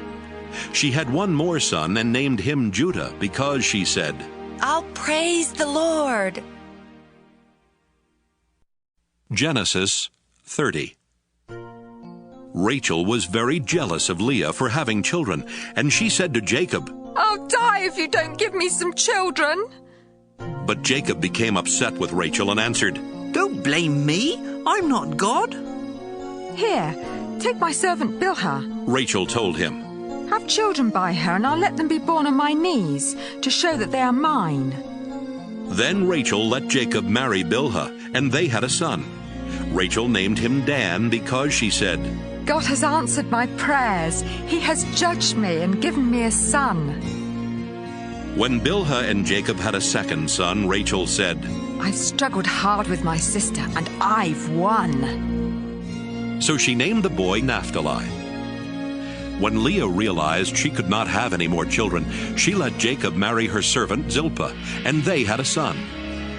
"I'm really lucky," Leah said, and she named the boy Gad.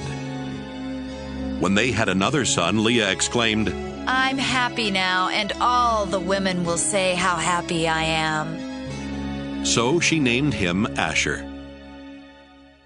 During the time of the wheat harvest, Reuben found some love flowers and took them to his mother Leah. Rachel asked Leah for some of them, but Leah said, "It's bad enough that you stole my husband. Now you want my son's love flowers too." "All right," Rachel answered. "Let me have the flowers, and you can sleep with Jacob tonight." That evening, when Jacob came in from the fields, Leah told him, "You're sleeping with me tonight. I hired you with my son's love flowers." They slept together that night, and God answered Leah's prayers by giving her a fifth son. Leah shouted, "God has rewarded me for letting Jacob marry my servant." And she named the boy Issachar. When Leah had another son, she exclaimed, "God has given me a wonderful gift, and my husband will praise me for giving him 6 sons." So she named the boy Zebulun. Later, Leah had a daughter and named her Dinah. Finally, God remembered Rachel. He answered her prayer by giving her a son. "God has taken away my disgrace," she said. "I'll name the boy Joseph, and I'll pray that the Lord will give me another son." After Joseph was born, Jacob said to Laban, "Release me from our agreement and let me return to my own country. You know how hard I've worked for you, so let me take my wives and children and leave." But Laban told him, "If you really are my friend, stay on, and I'll pay whatever you ask. I'm sure the Lord has blessed me because of you." Jacob answered, "You've seen how hard I've worked for you, and you know how your flocks and herds have grown under my care. You didn't have much before I came, but the Lord has blessed everything I have ever done for you. Now it's time for me to start looking out for my own family." "How much do you want me to pay you?" Laban asked. Then Jacob told him, "I don't want you to pay me anything. Just do one thing, and I'll take care of your sheep and goats. Let me go through your flocks and herds and take the sheep and goats that are either spotted or speckled, and the black lambs. That's all you need to give me. In the future, you can easily find out if I've been honest. Just look and see if my animals are either spotted or speckled, or if the lambs are black. If they aren't, they've been stolen from you." "I agree to that," was Laban's response. Before the end of the day, Laban had separated his spotted and speckled animals and the black lambs from the others, and had put his sons in charge of them. Then Laban made Jacob keep the rest of the sheep and goats at a distance of 3 days' journey. Jacob cut branches from some poplar trees and from some almond and evergreen trees. He peeled off part of the bark and made the branches look spotted and speckled. Then he put the branches where the sheep and goats would see them while they were drinking from the water trough. The goats mated there in front of the branches, and their young were spotted and speckled. Some of the sheep that Jacob was keeping for Laban were already spotted, and when the others were ready to mate, he made sure that they faced in the direction of the spotted and black ones. In this way, Jacob built up a flock of sheep for himself and did not put them with the other sheep. When the stronger sheep were mating near the drinking place, Jacob made sure that the spotted branches were there. But he would not put out the branches when the weaker animals were mating. So Jacob got all of the healthy animals, and Laban got what was left. Jacob soon became rich and successful. He owned many sheep, goats, camels, and donkeys, as well as a lot of slaves. Genesis 31. Jacob heard that Laban's sons were complaining. Jacob is now a rich man, and he got everything he owns from our father. Jacob also noticed that Laban was not as friendly as he had been before. One day the Lord said, Jacob, go back to your relatives in the land of your ancestors, and I will bless you. Jacob sent for Rachel and Leah to meet him in the field where he kept his sheep, and he told them, Your father isn't as friendly with me as he used to be, but the God my ancestors worshipped has been on my side.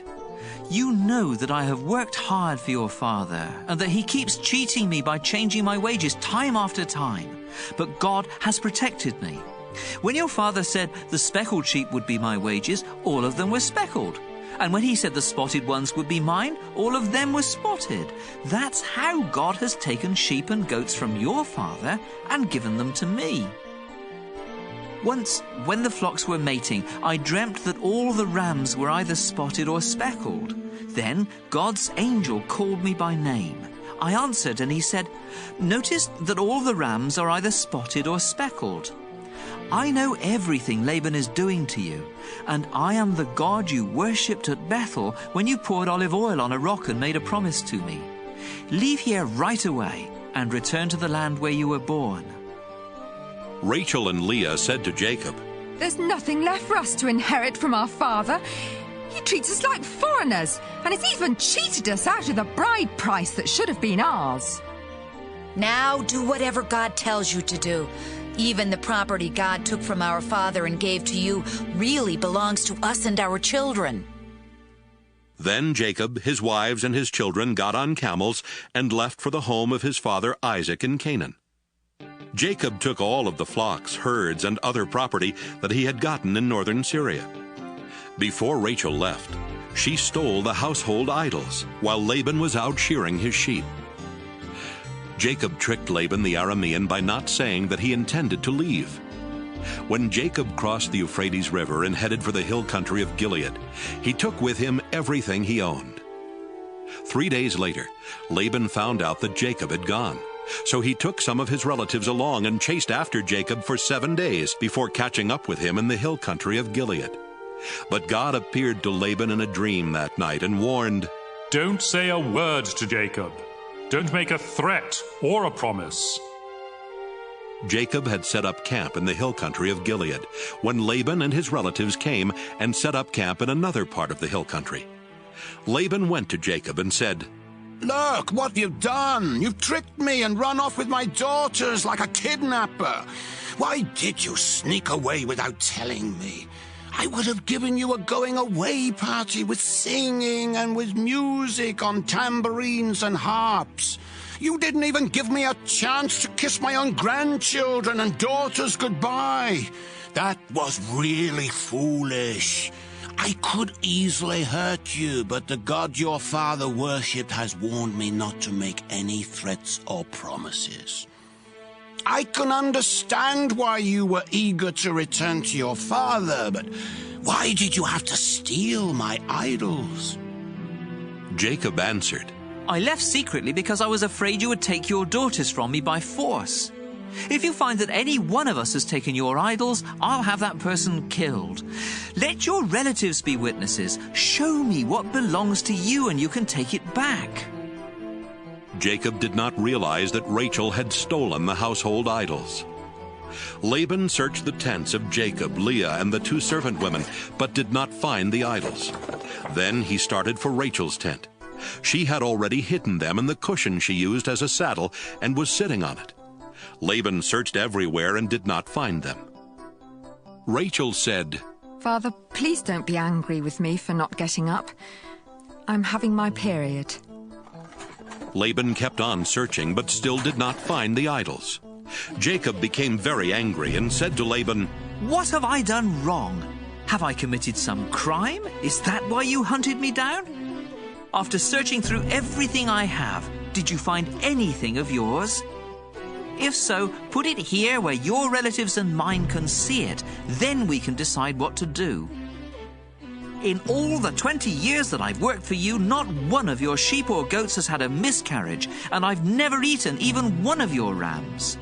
If a wild animal killed one of your sheep or goats, I paid for it myself. In fact, you demanded the full price, whether the animal was killed during the day or at night. I sweated every day, and I couldn't sleep at night because of the cold. I had to work 14 of these 20 long years to earn your 2 daughters, and another 6 years to buy your sheep and goats. During that time, you kept changing my wages. If the fearsome God worshipped by Abraham and my father Isaac had not been on my side, you would have sent me away without a thing. But God saw my hard work, and he knew the trouble I was in, so he helped me. Then, last night, he told you how wrong you were." Laban said to Jacob, "Leah and Rachel are my daughters, and their children belong to me. All these sheep you are taking are really mine, too. In fact, everything you have belongs to me. But there is nothing I can do to keep my daughters and their children. So I am ready to make an agreement with you, and we will pile up some large rocks here to remind us of the agreement." After Jacob had set up a large rock, he told his men to get some more rocks and pile them up next to it. Then Jacob and Laban ate a meal together beside the rocks. Laban named the pile of rocks Jegar-Sahadutha, but Jacob named it Galeed. Laban said to Jacob, "This pile of rocks will remind us of our agreement." That's why the place was named Galeed. Laban also said, "This pile of rocks means that the Lord will watch us both while we are apart from each other." So the place was also named Mizpah. Then Laban said, "If you mistreat my daughters or marry other women, I may not know about it, but remember, God is watching us. Both this pile of rocks and this large rock have been set up between us as a reminder. I must never go beyond them to attack you, and you must never go beyond them to attack me. My father Nahor, your grandfather Abraham, and their ancestors all worship the same God, and he will make sure that we each keep the agreement." Then Jacob made a promise in the name of the fearsome God his father Isaac had worshipped. Jacob killed an animal and offered it as a sacrifice there on the mountain, and he invited his men to eat with him. After the meal, they spent the night on the mountain. Early the next morning, Laban kissed his daughters and his grandchildren goodbye, then he left to go back home. Genesis 32. As Jacob was on his way back home, some of God's angels came and met him. When Jacob saw them, he said, "This is God's camp." So he named the place Mahanaim. Jacob sent messengers on ahead to Esau, who lived in the land of Seir, also known as Edom. Jacob told them to say to Esau, "Master, I am your servant. I have lived with Laban all this time, and now I own cattle, donkeys, and sheep, as well as many slaves. Master, I am sending these messengers in the hope that you will be kind to me. When the messengers returned, they told Jacob, "We went to your brother Esau, and now he's heading this way with 400 men." Jacob was so frightened that he divided his people, sheep, cattle, and camels into 2 groups. He thought, "If Esau attacks one group, perhaps the other can escape." Then Jacob prayed, "You, Lord, are the God who was worshipped by my grandfather Abraham and by my father Isaac. You told me to return home to my family, and you promised to be with me and make me successful. I don't deserve all the good things you have done for me, your servant. When I first crossed the Jordan, I had only my walking stick, but now I have 2 large groups of people and animals. Please rescue me from my brother. I am afraid he will come and attack not only me, but my wives and children as well. But you have promised that I would be a success, and that someday it will be as hard to count my descendants as it is to count the stars in the sky." After Jacob had spent the night there, he chose some animals as gifts for Esau: 200 female goats and 20 males, 200 female sheep and 20 males, 30 female camels with their young, 40 cows and 10 bulls, and 20 female donkeys and 10 males. Jacob put servants in charge of each herd and told them, "Go ahead of me and keep a space between each herd." Then he said to the servant in charge of the first herd, "When Esau meets you, he will ask whose servant you are.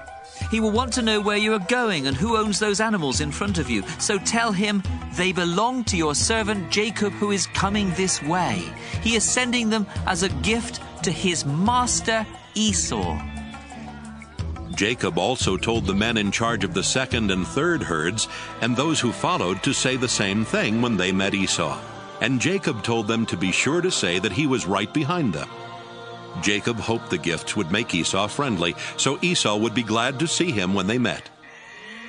Jacob's men took the gifts on ahead of him, but he spent the night in camp. Jacob got up in the middle of the night and took his wives, his 11 children, and everything he owned across to the other side of the Jabbok River for safety. Afterwards, Jacob went back and spent the rest of the night alone. A man came and fought with Jacob until just before daybreak. When the man saw that he could not win, he struck Jacob on the hip and threw it out of joint. They kept on wrestling until the man said, "Let go of me. It's almost daylight." "You can't go until you bless me," Jacob replied. Then the man asked, "What is your name?" "Jacob," he answered. The man said, "Your name will no longer be Jacob. You have wrestled with God and with men, and you have won. That's why your name will be Israel." Jacob said, "Now tell me your name."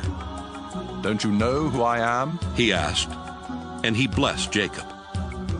Jacob said, "I have seen God face to face, and I am still alive."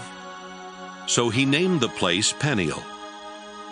The sun was coming up as Jacob was leaving Peniel. He was limping because he had been struck on the hip, and the muscle on his hip joint had been injured. That's why even today the people of Israel don't eat the hip muscle of any animal. Genesis 33. Later that day, Jacob met Esau coming with his 400 men. So Jacob had his children walk with their mothers. The 2 servant women, Zilpah and Bilhah, together with their children went first, followed by Leah and her children, then by Rachel and Joseph. Jacob himself walked in front of them all, bowing to the ground 7 times as he came near his brother. But Esau ran toward Jacob and hugged and kissed him. Then the 2 brothers started crying. When Esau noticed the women and children, he asked, "Whose children are these?" Jacob answered, "These are the ones the Lord has been kind enough to give to me, your servant." Then the 2 servant women and their children came and bowed down to Esau. Next, Leah and her children came and bowed down. Finally, Joseph and Rachel also came and bowed down. Esau asked Jacob, "What did you mean by these herds I met along the road?" "Master," Jacob answered, "I sent them so that you would be friendly to me." "But brother, I already have plenty," Esau replied. "Keep them for yourself." "No, Jacob said, "Please accept these gifts as a sign of your friendship for me. When you welcomed me and I saw your face, it was like seeing the face of God. Please accept these gifts I brought to you. God has been good to me, and I have everything I need." Jacob kept insisting until Esau accepted the gifts. "Let's get ready to travel," Esau said. "I'll go along with you." But Jacob answered, "Master, you know traveling is hard on children, and I have to look after the sheep and goats that are nursing their young. If my animals travel too much in one day, they will all die. Why don't you go on ahead and let me travel along slowly with the children, the herds and the flocks? We can meet again in the country of Edom." Esau replied, "Let me leave some of my men with you." "You don't have to do that," Jacob answered. "I am happy simply knowing that you are friendly to me." So Esau left for Edom. But Jacob went to Succoth, where he built a house for himself and set up shelters for his animals. That's why the place is called Succoth. After leaving northern Syria, Jacob arrived safely at Shechem in Canaan and set up camp outside the city. The land where he camped was owned by the descendants of Hamor, the father of Shechem. So Jacob paid them 100 pieces of silver for the property. Then he set up his tents and built an altar there to honor the God of Israel. Genesis 34. Dinah, the daughter of Jacob and Leah, went to visit some of the women who lived there. She was seen by Hamor's son Shechem, the leader of the Hivites, and he grabbed her and raped her. But Shechem was attracted to Dinah, so he told her how much he loved her. He even asked his father to get her for his wife. Meanwhile, Jacob heard what had happened. But his sons were out in the fields with the cattle, so he did not do anything at the time. Hamor arrived at Jacob's home just as Jacob's sons were coming in from work.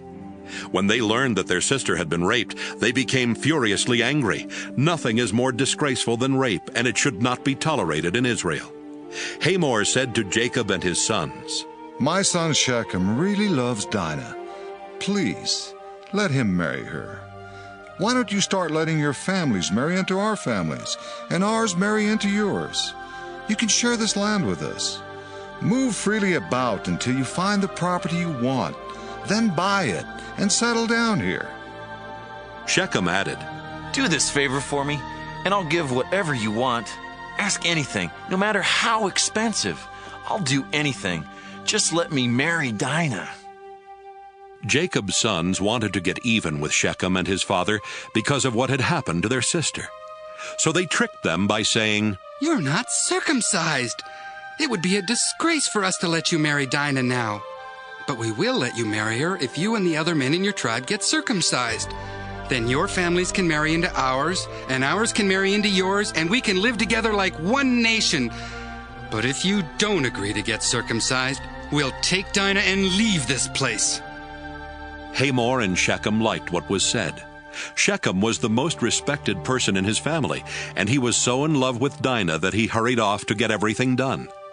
The two men met with the other leaders of their city and told them, "These people really are friendly. Why not let them move freely about until they find the property they want? There's enough land here for them and for us. Then our families can marry into theirs, and theirs can marry into ours." We have to do only one thing before they'll agree to stay here and become one nation with us. Our men will have to be circumcised like their men. Just think, we'll get their property as well as their flocks and herds. All we have to do is to agree, and they'll live here with us. Every grown man followed this advice and got circumcised. 3 days later, the men who had been circumcised were still weak from pain. So Simeon and Levi, two of Dinah's brothers, attacked with their swords and killed every man in town, including Hamor and Shechem. Then they took Dinah and left. Jacob's other sons came and took everything they wanted. All this was done because of the horrible thing that had happened to their sister. They took sheep, goats, donkeys, and everything else that was in the town or the fields. After taking everything of value from the houses, they dragged away the wives and children of their victims. Jacob said to Simeon and Levi, "Look what you've done. Now I'm in real trouble with the Canaanites and Perizzites who live around here. There aren't many of us, and if they attack, they'll kill everyone in my household." They answered, "Was it right to let our own sister be treated that way?" Genesis 35. God told Jacob, "Return to Bethel, where I appeared to you when you were running from your brother Esau. Make your home there and build an altar for me." Jacob said to his family and to everyone else who was traveling with him, "Get rid of your foreign gods. Then make yourselves acceptable to worship God and put on clean clothes. Afterwards we'll go to Bethel. I will build an altar there for God who answered my prayers when I was in trouble and who has always been at my side." So everyone gave Jacob their idols and their earrings, and he buried them under the oak tree near Shechem. While Jacob and his family were traveling through Canaan, God terrified the people in the town so much that no one dared bother them. Finally, they reached Bethel, also known as Luz. Jacob built an altar there and called it God of Bethel, because that was the place where God had appeared to him when he was running from Esau. While they were there, Rebekah's personal servant Deborah died. They buried her under an oak tree and called it Weeping Oak. After Jacob came back to the land of Canaan, God appeared to him again. This time he gave Jacob a new name and blessed him by saying, "I am God all-powerful, and from now on your name will be Israel instead of Jacob. You will have many children. Your descendants will become nations, and some of the men in your family will even be kings. I will give you the land that I promised Abraham and Isaac, and it will belong to your family forever." After God had gone, Jacob set up a large rock so that he would remember what had happened there. Then he poured wine and olive oil on the rock to show that it was dedicated to God, and he named the place Bethel. Jacob and his family had left Bethel and were still a long way from Ephrath when the time came for Rachel's baby to be born. She was having a rough time, but the woman who was helping her said, "Don't worry, it's a boy." Rachel was at the point of death, and right before dying she said, "I'll name him Benoni." But Jacob called him Benjamin. Rachel was buried beside the road to Ephrath, which is also called Bethlehem. Jacob set up a tombstone over her grave, and it is still there. Jacob, also known as Israel, traveled to the south of Eder Tower, where he set up camp. During their time there, Jacob's oldest son Reuben slept with Bilhah, who was one of Jacob's other wives, and Jacob found out about it. Jacob had 12 sons while living in northern Syria. His firstborn Reuben was the son of Leah, who later gave birth to Simeon, Levi, Judah, Issachar, and Zebulun. Leah's servant Zilpah had 2 sons, Gad and Asher. Jacob and his wife Rachel had Joseph and Benjamin. Rachel's servant woman Bilhah had 2 more sons, Dan and Naphtali. Jacob went to his father Isaac at Hebron, also called Mamre or Kiriath Arba, where Isaac's father Abraham had lived as a foreigner. Isaac died at the ripe old age of 180. Then his sons Esau and Jacob buried him. Genesis 36. Esau, also known as Edom, had many descendants. He married 3 Canaanite women. The first was Adah, the daughter of Elam the Hittite. The second was Oholibamah, the daughter of Anah and the granddaughter of Zibeon the Hivite. The third was Basemath, who was Ishmael's daughter and Nebaioth's sister. Esau and his 3 wives had 5 sons while in Canaan. Adah's son was Eliphaz. Basemath's son was Reuel. Oholibamah's 3 sons were Jeush, Jalam, and Korah. Esau took his children and wives, his relatives and servants, his animals and possessions he had gotten while in Canaan, and moved far from Jacob. He did this because the land was too crowded and could not support him and his brother with their flocks and herds. That's why Esau made his home in the hill country of Seir. Esau lived in the hill country of Seir and was the ancestor of the Edomites. Esau had 3 wives, Adah, Basemath, and Oholibamah. Here is a list of his descendants. Esau and Adah had a son named Eliphaz, whose sons were Teman, Omar, Zepho, Gatam, and Kenaz. Timnah was the other wife of Esau's son Eliphaz, and she had a son named Amalek. Esau and Basemath had a son named Reuel, whose sons were Nahath, Zerah, Shammah, and Mizah. Esau and Oholibamah had 3 sons, Jeush, Jalam, and Korah.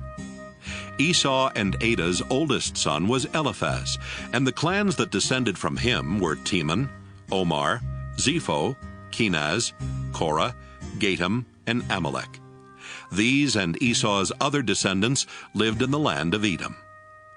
The clans that descended from Esau and Basemath's son Reuel were Nahath, Zerah, Shammah, and Mizah.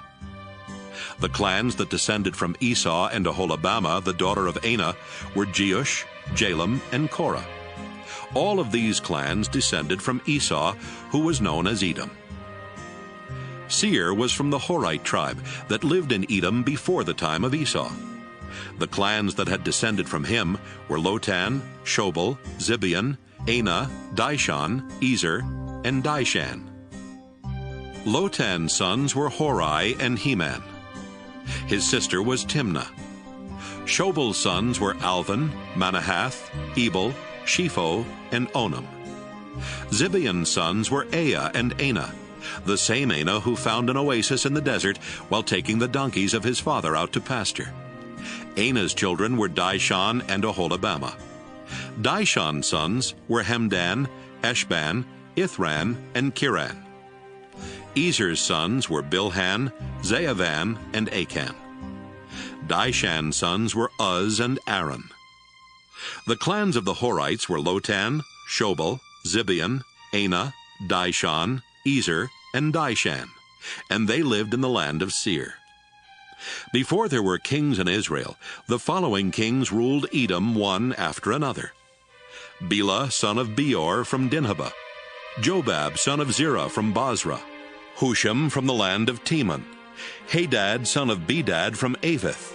Bedad had defeated the Midianites in Moab; Samlah, from Masrekah; Shaul, from the city of Rehoboth on the Euphrates River; Baal-Hanan, son of Akbor; Hadar, from the city of Pau. His wife Mehetabel was the daughter of Matred and the granddaughter of Mezahab. The clans that descended from Esau took their names from their families and the places where they lived. They are Timnah, Alva, Jethath, Oholibamah, Elah, Pinon, Kenaz, Teman, Mibzar, Magdiel, and Iram. These clans descended from Esau, who was known as Edom, the father of the Edomites. They took their names from the places where they settled. Genesis 37. Jacob lived in the land of Canaan, where his father Isaac had lived, and this is the story of his family. When Jacob's son Joseph was 17 years old, he took care of the sheep with his brothers, the sons of Bilhah and Zilpah. But he was always telling his father all sorts of bad things about his brothers. Jacob loved Joseph more than he did any of his other sons, because Joseph was born after Jacob was very old. Jacob had given Joseph a fancy coat to show that he was his favorite son, and so Joseph's brothers hated him and would not be friendly to him. One day, Joseph told his brothers what he had dreamed, and they hated him even more. Joseph said, "Let me tell you about my dream. We were out in the field, tying up bundles of wheat. Suddenly, my bundle stood up, and your bundles gathered round and bowed down to it." His brothers asked, "Do you really think you're going to be king and rule over us?" Now they hated Joseph more than ever because of what he had said about his dream. Joseph later had another dream, and he told his brothers, "Listen to what else I dreamed. The sun, the moon, and 11 stars bowed down to me." When he told his father about this dream, his father became angry and said, "What's that supposed to mean? Are your mother and I and your brothers all going to come and bow down in front of you?" Joseph's brothers were jealous of him, but his father kept wondering about the dream. One day when Joseph's brothers had taken the sheep to a pasture near Shechem, his father Jacob said to him, I want you to go to your brothers. They are with the sheep near Shechem. Yes, sir, Joseph answered. His father said, Go and find out how your brothers and the sheep are doing. Then come back and let me know. So he sent him from Hebron Valley. Joseph was near Shechem and wandering through the fields when a man asked, What are you looking for? Joseph answered, I'm looking for my brothers who are watching the sheep. Can you tell me where they are? They're not here anymore, the man replied. I overheard them say they were going to Dothan. Joseph left and found his brothers in Dothan. But before he got there, they saw him coming and made plans to kill him. They said to one another, Look, here comes the hero of those dreams. Let's kill him and throw him into a pit and say that some wild animal ate him. Then we'll see what happens to those dreams. Reuben heard this and tried to protect Joseph from them. Let's not kill him, he said. Don't murder him or even harm him. Just throw him into a dry well out here in the desert. Reuben planned to rescue Joseph later and take him back to his father. When Joseph came to his brothers, they pulled off his fancy coat and threw him into a dry well. As Joseph's brothers sat down to eat, they looked up and saw a caravan of Ishmaelites coming from Gilead. Their camels were loaded with all kinds of spices that they were taking to Egypt. So Judah said, What will we gain if we kill our brother and hide his body? Let's sell him to the Ishmaelites and not harm him. After all, he is our brother. And the others agreed. When the Midianite merchants came by, Joseph's brothers took him out of the well, and for 20 pieces of silver they sold him to the Ishmaelites, who took him to Egypt. When Reuben returned to the well and did not find Joseph there, he tore his clothes in sorrow. Then he went back to his brothers and said, The boy is gone! What am I going to do? Joseph's brothers killed a goat and dipped Joseph's fancy coat in its blood. After this, they took the coat to their father and said, We found this. Look at it carefully and see if it belongs to your son. Jacob knew it was Joseph's coat and said, It's my son's coat. Joseph has been torn to pieces and eaten by some wild animal. Jacob mourned for Joseph a long time, and to show his sorrow, he tore his clothes and wore sackcloth. All of Jacob's children came to comfort him, but he refused to be comforted. No, he said, I will go to my grave mourning for my son. So Jacob kept on grieving.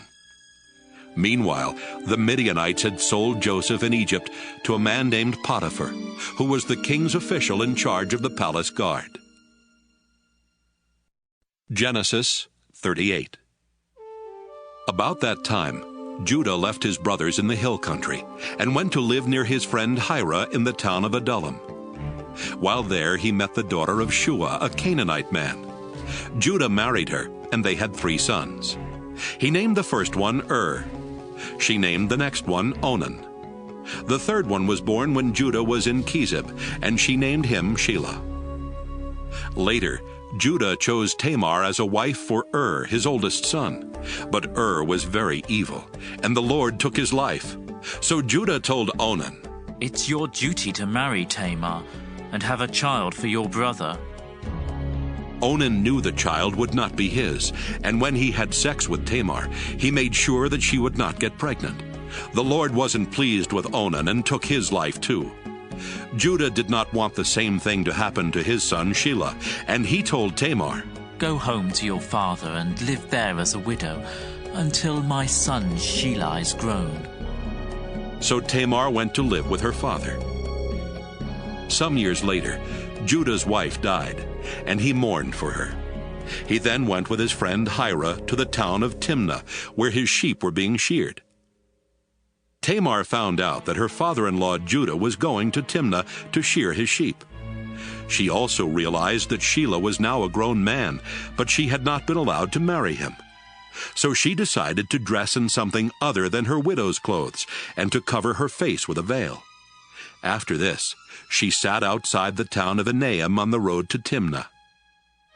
When Judah came along, he did not recognize her because of the veil.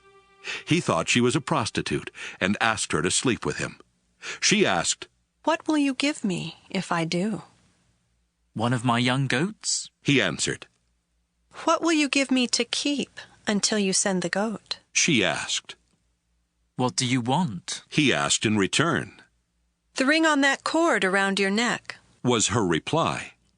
"I also want the special walking stick you have with you." He gave them to her. They slept together, and she became pregnant. After returning home, Tamar took off the veil and dressed in her widow's clothes again. Judah had his friend Hira take a goat to the woman, so he could get back the ring and walking stick, but she wasn't there. Hira asked the people of Enaim, "Where is the prostitute who sat along the road outside your town?" "There's never been one here," they answered. Hira went back and told Judah, "I couldn't find the woman, and the people of Enaim said no prostitute had ever been there." "If you couldn't find her, we'll just let her keep the things I gave her," Judah answered. "And we'd better forget about the goat, or else we'll look like fools." About 3 months later, someone told Judah, "Your daughter-in-law Tamar has behaved like a prostitute, and now she's pregnant." "Drag her out of town and burn her to death," Judah shouted. As Tamar was being dragged off, she sent someone to tell her father-in-law, "The man who gave me this ring, this cord, and this walking stick is the one who got me pregnant." "Those are mine," Judah admitted. "She's a better person than I am, because I broke my promise to let her marry my son Shelah." After this, Judah never slept with her again. Tamar later gave birth to twins, but before either of them was born, one of them stuck a hand out of her womb. The woman who was helping tied a red thread around the baby's hand and explained, "This one came out first." Right away, his hand went back in, and the other child was born first. The woman then said, "What an opening you've made for yourself." So they named the baby Perez. When the brother with the red thread came out, they named him Zerah. Genesis 39. The Ishmaelites took Joseph to Egypt and sold him to Potiphar, the king's official in charge of the palace guard. So Joseph lived in the home of Potiphar, his Egyptian owner. Soon Potiphar realized that the Lord was helping Joseph to be successful in whatever he did. Potiphar liked Joseph and made him his personal assistant, putting him in charge of his house and all of his property. Because of Joseph, the Lord began to bless Potiphar's family and fields. Potiphar left everything up to Joseph, and with Joseph there, the only decision he had to make was what he wanted to eat. Joseph was well-built and handsome, and Potiphar's wife soon noticed him. She asked him to make love to her, but he refused and said, "My master isn't worried about anything in his house because he has placed me in charge of everything he owns. No one in my master's house is more important than I am. The only thing he hasn't given me is you, and that's because you are his wife. I won't sin against God by doing such a terrible thing as this." She kept begging Joseph day after day, but he refused to do what she wanted or even to go near her. One day, Joseph went to Potiphar's house to do his work, and none of the other servants were there. Potiphar's wife grabbed hold of his coat and said, "Make love to me." Joseph ran out of the house, leaving her hanging onto his coat. When this happened, she called in her servants and said, "Look, this Hebrew has come just to make fools of us. He tried to rape me, but I screamed for help, and when he heard me scream, he ran out of the house, leaving his coat with me." Potiphar's wife kept Joseph's coat until her husband came home. Then she said, "That Hebrew slave of yours tried to rape me, but when I screamed for help, he left his coat and ran out of the house." Potiphar became very angry and threw Joseph in the same prison where the king's prisoners were kept. While Joseph was in prison, the Lord helped him and was good to him. He even made the jailer like Joseph so much that he put him in charge of the other prisoners and of everything that was done in the jail. The jailer did not worry about anything because the Lord was with Joseph and made him successful in all that he did. Genesis 40. While Joseph was in prison, both the king's personal servant and his chief cook made the king angry, so he had them thrown into the same prison with Joseph.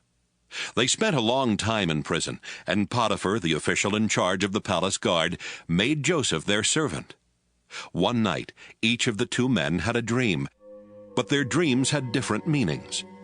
The next morning, when Joseph went to see the men, he could tell they were upset, and he asked, "Why are you so worried today?"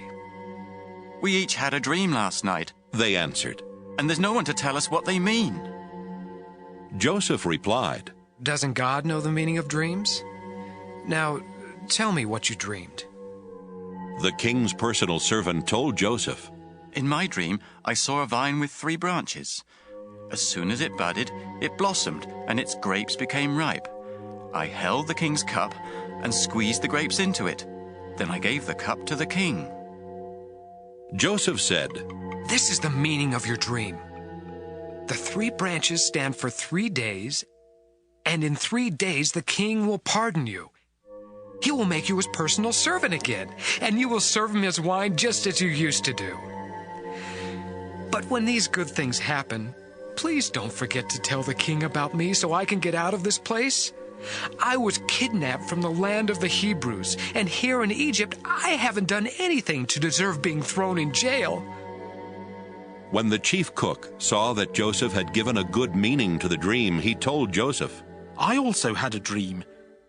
In it, I was carrying 3 bread baskets stacked on top of my head. The top basket was full of all kinds of baked things for the king, but birds were eating them." Joseph said, "This is the meaning of your dream.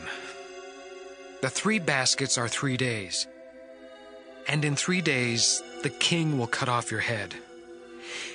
He will hang your body on a pole, and birds will come and peck at it." 3 days later, while the king was celebrating his birthday with a dinner for his officials, he sent for his personal servant and the chief cook. He put the personal servant back in his old job and had the cook put to death. Everything happened just as Joseph had said it would, but the king's personal servant completely forgot about Joseph. Genesis 41. 2 years later, the king of Egypt dreamed he was standing beside the Nile River. Suddenly, 7 fat, healthy cows came up from the river and started eating grass along the bank. Then 7 ugly, skinny cows came up out of the river and ate the fat, healthy cows. When this happened, the king woke up. The king went back to sleep and had another dream. This time, 7 full heads of grain were growing on a single stalk.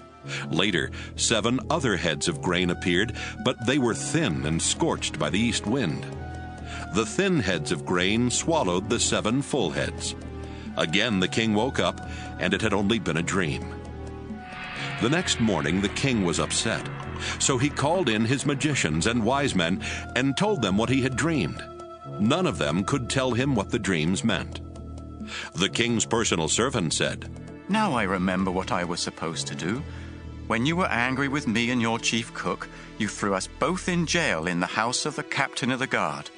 One night we both had dreams, and each dream had a different meaning. A young Hebrew, who was a servant of the captain of the guard, was there with us at the time.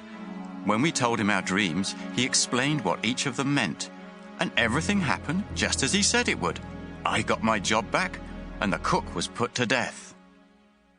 The king sent for Joseph, who was quickly brought out of jail. He shaved, changed his clothes, and went to the king. The king said to him, "I had a dream, yet no one can explain what it means. I am told that you can interpret dreams." "Your Majesty," Joseph answered, "I can't do it myself, but God can give a good meaning to your dreams." The king told Joseph, "I dreamed I was standing on the bank of the Nile River. I saw 7 fat, healthy cows come up out of the river. They began feeding on the grass.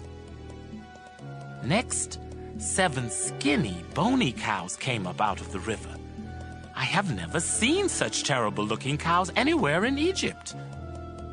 The skinny cows ate the fat ones, but you couldn't tell it because these skinny cows were just as skinny as they were before.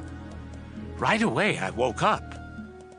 I also dreamed that I saw 7 heads of grain growing on one stalk. The heads were full and ripe. Then 7 other heads of grain came up. They were thin and scorched by a wind from the desert. These heads of grain swallowed the full ones. I told my dreams to the magicians, but none of them could tell me the meaning of the dreams. Joseph replied, Your Majesty, both of your dreams mean the same thing, and in them God has shown what he is going to do. The 7 good cows stand for 7 years, and so do the 7 good heads of grain. The 7 skinny, ugly cows that came up later also stand for 7 years, as do the 7 bad heads of grain that were scorched by the east wind. The dreams mean there will be 7 years when there won't be enough grain. It is just as I said. God has shown what he intends to do. For 7 years, Egypt will have more than enough grain, but that will be followed by 7 years when there won't be enough. The good years of plenty will be forgotten, and everywhere in Egypt, people will be starving. The famine will be so bad that no one will remember that once there had been plenty. God has given you 2 dreams to let you know that he has definitely decided to do this, and that he will do it soon.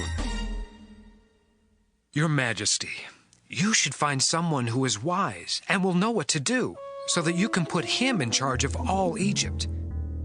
Then appoint some other officials to collect 1/5 of every crop harvested in Egypt during the 7 years when there is plenty. Give them the power to collect the grain during those good years and to store it in your cities. It can be stored until it is needed during the 7 years when there won't be enough grain in Egypt. This will keep the country from being destroyed because of the lack of food. The king and his officials liked this plan. So the king said to them, No one could possibly handle this better than Joseph, since the Spirit of God is with him. The king told Joseph, God is the only one who has shown you these things. No one else is as wise as you are or knows as much as you do. I'm putting you in charge of my palace, and everybody will have to obey you. No one will be over you except me. You are now governor of all Egypt. Then the king took off his royal ring and put it on Joseph's finger. He gave him fine clothes to wear and placed a gold chain around his neck. He also let him ride in the chariot next to his own, and people shouted, Make way for Joseph! So Joseph was governor of Egypt. The king told Joseph, Although I'm king, no one in Egypt is to do anything without your permission.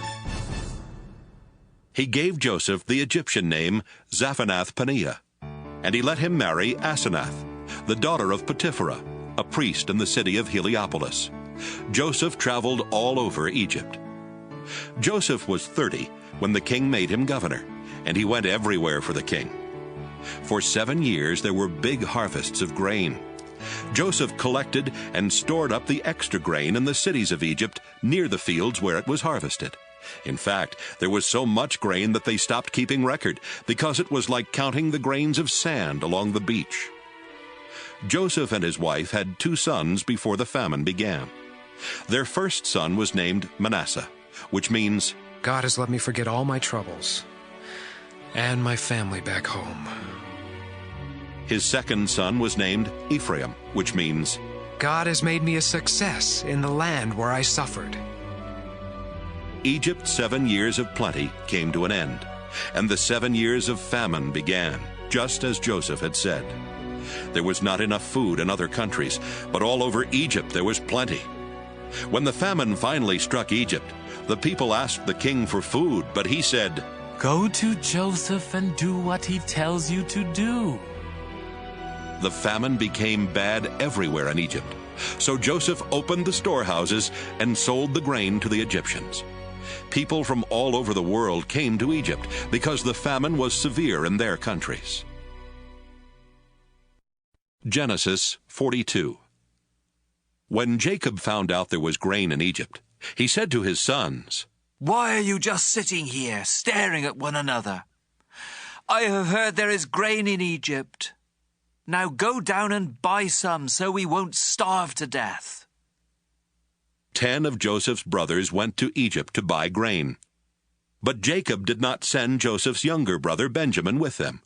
He was afraid that something might happen to him. So Jacob's sons joined others from Canaan who were going to Egypt because of the terrible famine. Since Joseph was governor of Egypt and in charge of selling grain, his brothers came to him and bowed with their faces to the ground. They did not recognize Joseph, but right away he knew who they were, though he pretended not to know. Instead, he spoke harshly and asked, "Where do you come from?" "From the land of Canaan," they answered. "We've come here to buy grain." Joseph remembered what he had dreamed about them and said, "You're spies! You've come here to find out where our country is weak." "No, sir," they replied. "We're your servants, and we have only come to buy grain. We're honest men, and we come from the same family. We're not spies." "That isn't so," Joseph insisted. "You've come here to find out where our country is weak." But they explained, "Sir, we come from a family of 12 brothers. The youngest is still with our father in Canaan, and one of our brothers is dead." Joseph replied, "It's just like I said. You're spies, and I'm going to find out who you really are. I swear by the life of the king that you won't leave this place until your youngest brother comes here. Choose one of you to go after your brother while the rest of you stay here in jail. That will show whether you are telling the truth. But if you are lying, I swear by the life of the king that you are spies." Joseph kept them all under guard for 3 days before saying to them, "Since I respect God, I'll give you a chance to save your lives. If you are honest men, one of you must stay here in jail, and the rest of you can take the grain back to your starving families. But you must bring your youngest brother to me. Then I'll know that you are telling the truth, and you won't be put to death." Joseph's brothers agreed and said to one another, "We're being punished because of Joseph. We saw the trouble he was in, but we refused to help him when he begged us. That's why these terrible things are happening." Reuben spoke up. "Didn't I tell you not to harm the boy? But you wouldn't listen. And now we have to pay the price for killing him." They did not know that Joseph could understand them, since he was speaking through an interpreter. Joseph turned away from them and cried, but soon he turned back and spoke to them again. Then he had Simeon tied up and taken away while they watched. Joseph gave orders for his brothers' grain sacks to be filled with grain, and for their money to be put in their sacks. He also gave orders for them to be given food for their journey home. After this was done, they each loaded the grain on their donkeys and left. When they stopped for the night, one of them opened his sack to get some grain for his donkey, and right away he saw his money bag. "Here's my money," he told his brothers. "Right here in my sack." They were trembling with fear as they stared at one another and asked themselves, "What has God done to us?" When they returned to the land of Canaan, they told their father Jacob everything that had happened to them. "The governor of Egypt was rude and treated us like spies. But we told him we're honest men, not spies. We come from a family of 12 brothers. The youngest is still with our father in Canaan, and the other is dead." Then the governor of Egypt told us, "I'll find out if you really are honest. Leave one of your brothers here with me while you take the grain to your starving families. But bring your youngest brother to me, so I can be certain that you are honest men and not spies. After that, I'll let your other brother go free, and you can stay here and trade." When the brothers started emptying their sacks of grain, they found their money bags in them. They were frightened, and so was their father Jacob, who said, "You have already taken my sons Joseph and Simeon from me, and now you want to take away Benjamin. Everything is against me.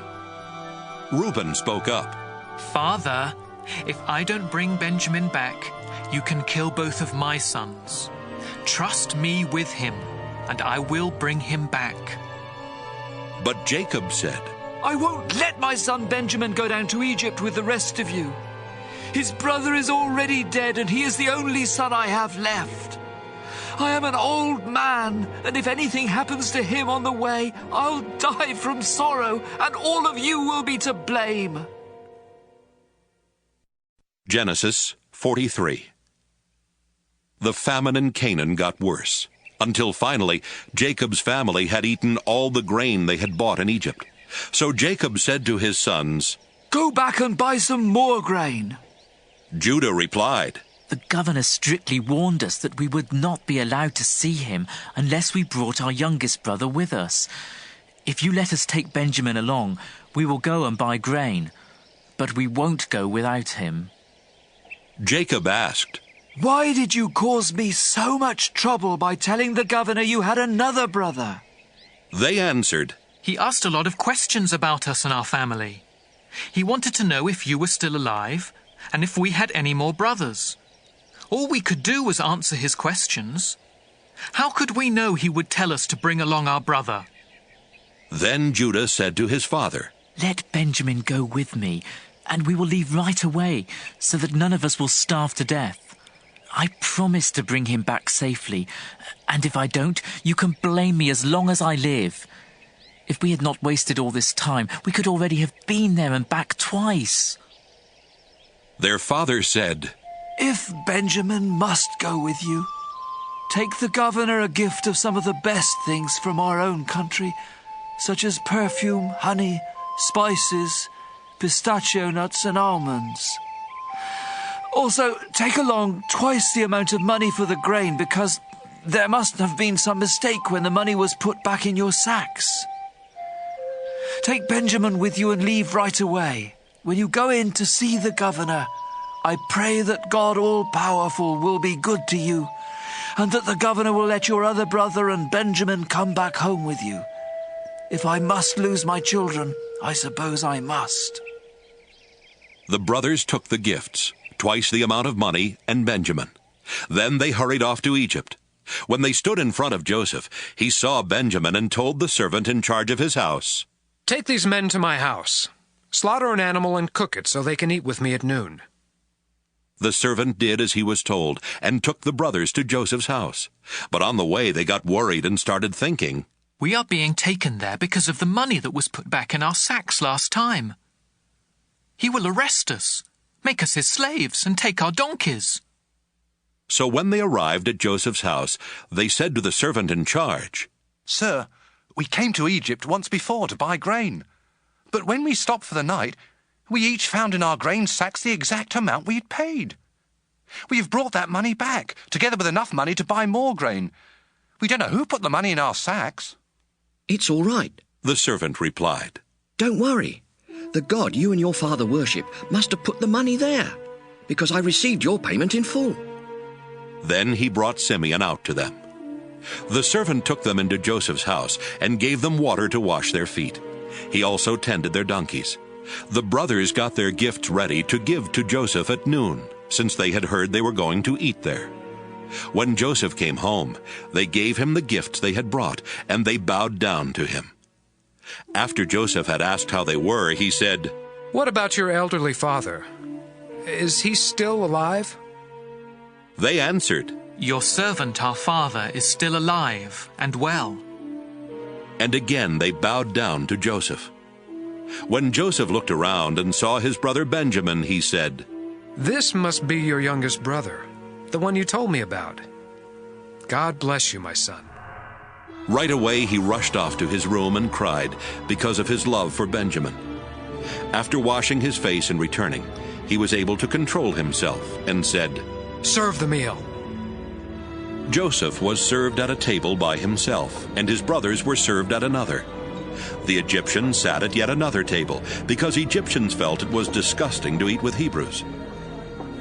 To the surprise of Joseph's brothers, they were seated in front of him according to their ages, from the oldest to the youngest.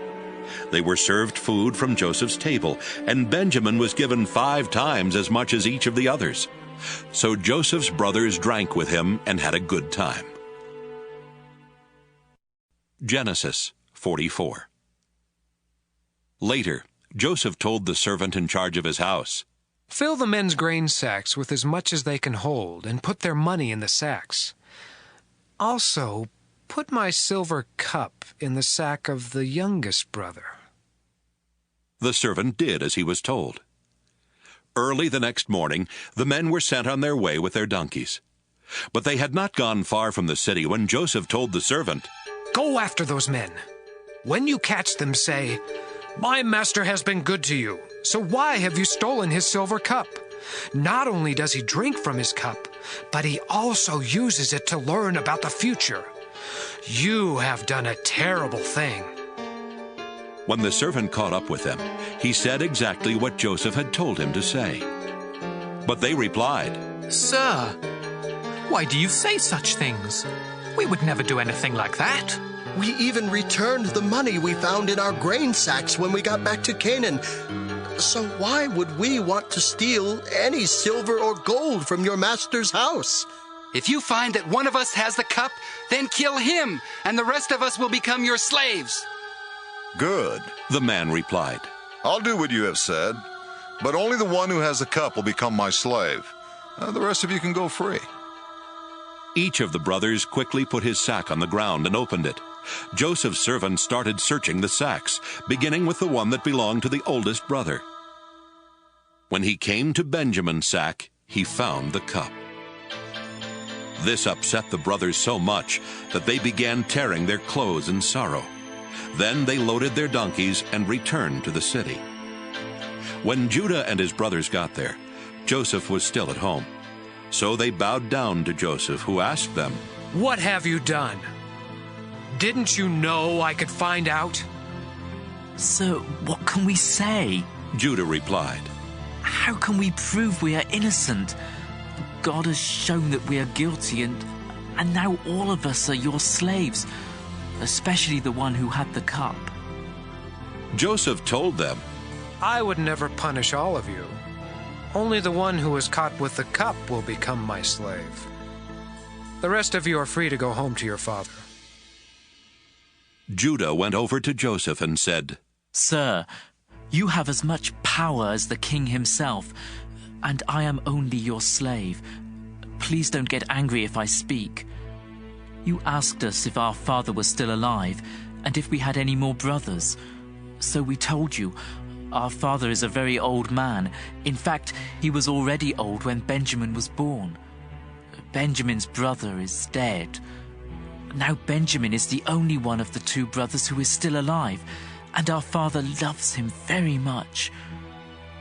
You ordered us to bring him here so you could see him for yourself. We told you that our father would die if Benjamin left him. But you warned us that we could never see you again unless our youngest brother came with us. So we returned to our father and reported what you had said. Later, our father told us to come back here and buy more grain. But we answered, 'We can't go back to Egypt without our youngest brother.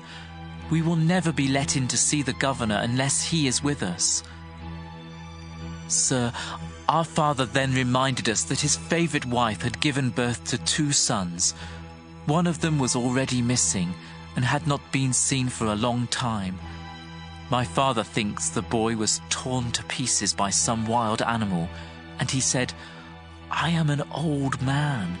If you take Benjamin from me and something happens to him, I will die of a broken heart.' That's why Benjamin must be with us when I go back to my father. He loves him so much that he will die if Benjamin doesn't come back with me.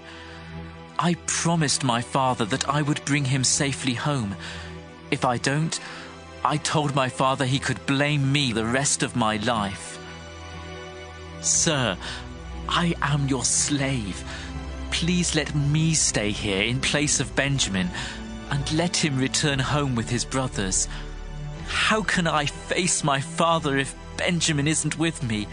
I couldn't bear to see my father in such sorrow." Genesis 45. Since Joseph could no longer control his feelings in front of his servants, he sent them out of the room. When he was alone with his brothers, he told them, "I am Joseph." Then he cried so loudly that the Egyptians heard him and told about it in the king's palace. Joseph asked his brothers if his father was still alive, but they were too frightened to answer. Joseph told them to come closer to him, and when they did, he said, "Yes, I am your brother Joseph, the one you sold into Egypt. Don't worry or blame yourselves for what you did. God is the one who sent me ahead of you to save lives. There has already been a famine for 2 years, and for 5 more years no one will plow fields or harvest grain. But God sent me on ahead of you to keep your families alive and to save you in this wonderful way. After all, you weren't really the ones who sent me here. It was God. He made me the highest official in the king's court and placed me over all Egypt. Now hurry back and tell my father that his son Joseph says, 'God has made me ruler of Egypt. Come here as quickly as you can. You will live near me in the region of Goshen with your children and grandchildren, as well as with your sheep, goats, cattle, and everything else you own. I will take care of you there during the next 5 years of famine. But if you don't come, you and your family and your animals will starve to death. All of you, including my brother Benjamin, can tell by what I have said that I really am Joseph. Tell my father about my great power here in Egypt and about everything you have seen. Hurry and bring him here." Joseph and Benjamin hugged each other and started crying. Joseph was still crying as he kissed each of his other brothers. After this, they started talking with Joseph. When it was told in the palace that Joseph's brothers had come, the king and his officials were happy. So the king said to Joseph, "Tell your brothers to load their donkeys and return to Canaan. Have them bring their father and their families here. I will give them the best land in Egypt, and they can eat and enjoy everything that grows on it. Also tell your brothers to take some wagons from Egypt for their wives and children to ride in, and be sure to have them bring their father. They can leave their possessions behind, because they will be given the best of everything in Egypt." Jacob's sons agreed to do what the king had said, and Joseph gave them wagons and food for their trip home, just as the king had ordered. Joseph gave some new clothes to each of his brothers, but to Benjamin he gave 5 new outfits and 300 pieces of silver. To his father he sent 10 donkeys loaded with the best things in Egypt, and 10 other donkeys loaded with grain and bread and other food for the return trip. Then he sent his brothers off and told them, "Don't argue on the way home." Joseph's brothers left Egypt, and when they arrived in Canaan, they told their father that Joseph was still alive and was the ruler of Egypt. But their father was so surprised that he could not believe them. Then they told him everything Joseph had said. When he saw the wagons Joseph had sent, he felt much better and said, "Now I can believe you. My son Joseph must really be alive, and I will get to see him before I die." Genesis 46. Jacob packed up everything he owned and left for Egypt. On the way, he stopped near the town of Beersheba and offered sacrifices to the God his father Isaac had worshipped. That night, God spoke to him and said, "Jacob, Jacob." "Here I am." Jacob answered. God said, "I am God, the same God your father worshipped. Don't be afraid to go to Egypt. I will give you so many descendants that one day they will become a nation. I will go with you to Egypt, and later I will bring your descendants back here. Your son Joseph will be at your side when you die." Jacob and his family set out from Beersheba and headed for Egypt. His sons put him in the wagon that the king had sent for him, and they put their small children and their wives in the other wagons. Jacob's whole family went to Egypt, including his sons, his grandsons, his daughters, and his granddaughters. They took along their animals and everything else they owned. When Jacob went to Egypt, His children who were born in northern Syria also went along with their families. Jacob and his wife Leah had a total of 33 children, grandchildren, and great-grandchildren, but 2 of their grandchildren had died in Canaan. Their oldest son Reuben took his sons Hanok, Palu, Hezron, and Carmi. Their son Simeon took his sons Jemuel, Jamin, Ohad, Jachin, Zohar, and Shaul, whose mother was a Canaanite. Their son Levi took his sons Gershon, Kohath, and Merari. Their son Judah took his sons Shelah, Perez, and Zerah. Judah's sons and Onan had died in Canaan. Judah's son Perez took his sons Hezron and Hamel. Their son Issachar took his sons Tola, Puvah, Jashub, and Shimron. Their son Zebulun took his sons Sered, Elon, and Jaleel. Their daughter Dinah also went. Jacob and Zilpah, the servant woman Laban had given his daughter Leah, had a total of 16 children, grandchildren, and great-grandchildren. Their son Gad took his sons Ziphion, Haggai, Shunai, Esbon, Eri, Arodi, and Areli. Their son Asher took his sons Imnah, Ishva, Ishvi, and Beriah, who took his sons Heber and Malchiel. Serah, the daughter of Asher, also went. Jacob and Rachel had 14 children and grandchildren. Their son Joseph was already in Egypt, where he had married Asenath, daughter of Potiphar, the priest of Heliopolis. Joseph and Asenath had 2 sons, Manasseh and Ephraim. Jacob and Rachel's son Benjamin took his sons Bela, Becher, Ashbel, Gera, Naaman, Ehi, Rosh, Muppim, Huppim, and Ard. Jacob and Bilhah, the servant woman Laban had given his daughter Rachel, had 7 children and grandchildren. Their son Dan took his son Husham. Their son Naphtali took his sons Jaziel, Gunai, Jezer, and Shillem. 66 members of Jacob's family went to Egypt with him, not counting his daughters-in-law.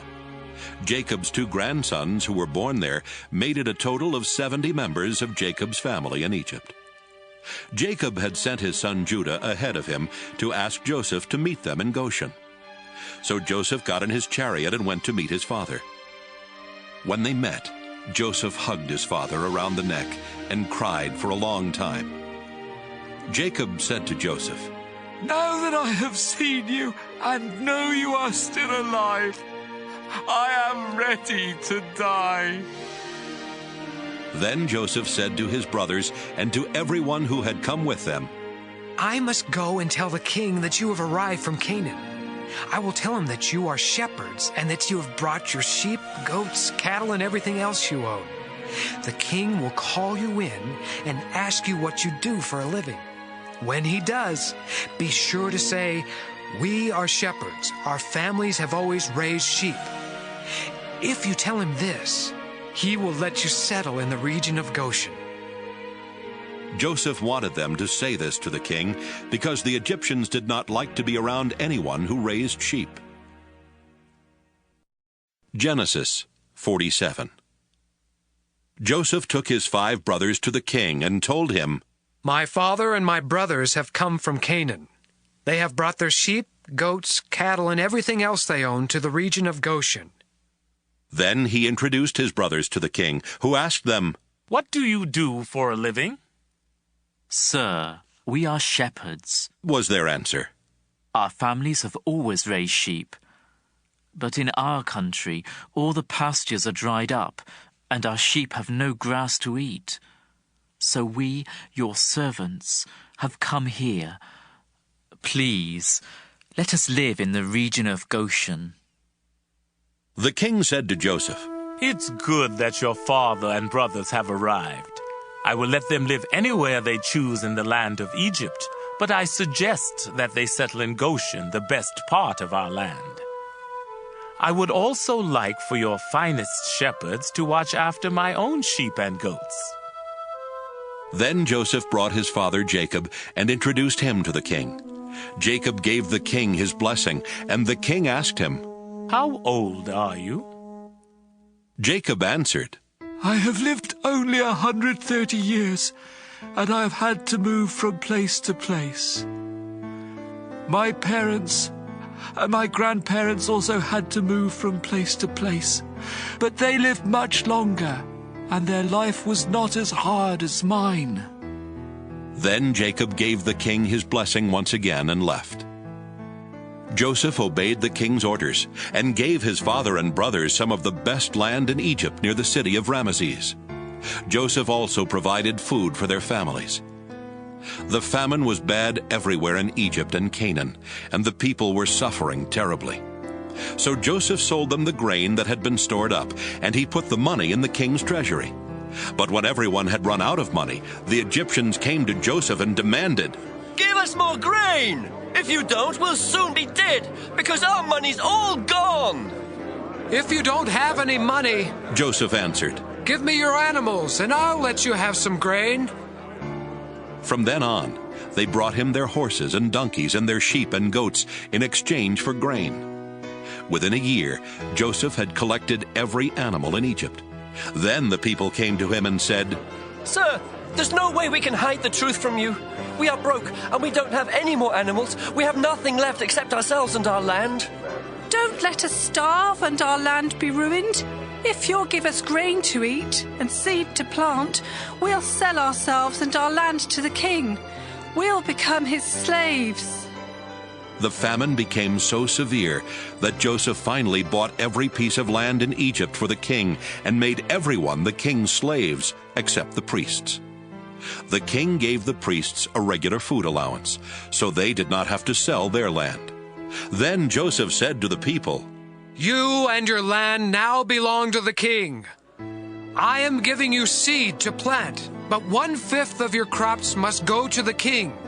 You can keep the rest as seed or as food for your families. Sir, you have saved our lives. They answered, We are glad to be slaves of the king. Then Joseph made a law that 1/5 of the harvest would always belong to the king. Only the priests did not lose their land. The people of Israel made their home in the land of Goshen, where they became prosperous and had large families. Jacob himself lived there for 17 years before dying at the age of 147. When Jacob knew he did not have long to live, he called in Joseph and said, If you really love me, you must make a solemn promise not to bury me in Egypt. Instead, bury me in the place where my ancestors are buried. I will do what you have asked, Joseph answered. Will you give me your word? Jacob asked. Yes, I will, Joseph promised. After this, Jacob bowed down and prayed at the head of his bed. Genesis 48. Joseph was told that his father Jacob had become very sick. So Joseph went to see him and took along his 2 sons Manasseh and Ephraim. When Joseph arrived, someone told Jacob, Your son Joseph has come to see you. Jacob sat up in bed, but it took almost all his strength. Jacob told Joseph, God all-powerful appeared to me at Luz in the land of Canaan, where he gave me his blessing and promised, I will give you a large family with many descendants that will grow into a nation. And I am giving you this land that will belong to you and your family forever. Then Jacob went on to say, Joseph, your 2 sons Ephraim and Manasseh were born in Egypt, but I accept them as my own, just as Reuben and Simeon are mine.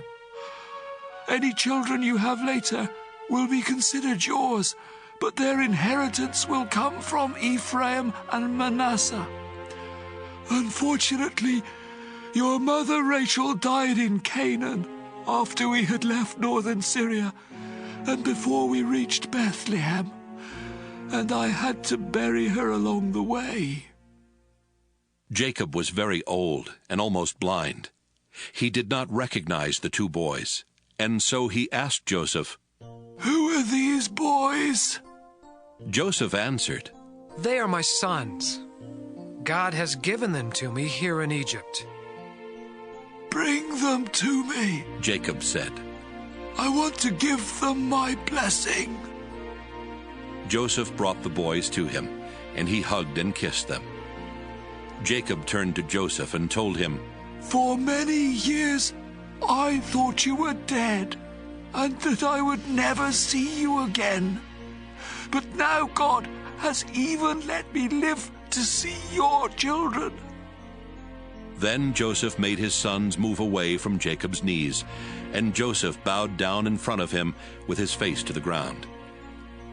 After Joseph got up, he brought his 2 sons over to Jacob again. He led his younger son Ephraim to the left side of Jacob, and his older son Manasseh to the right.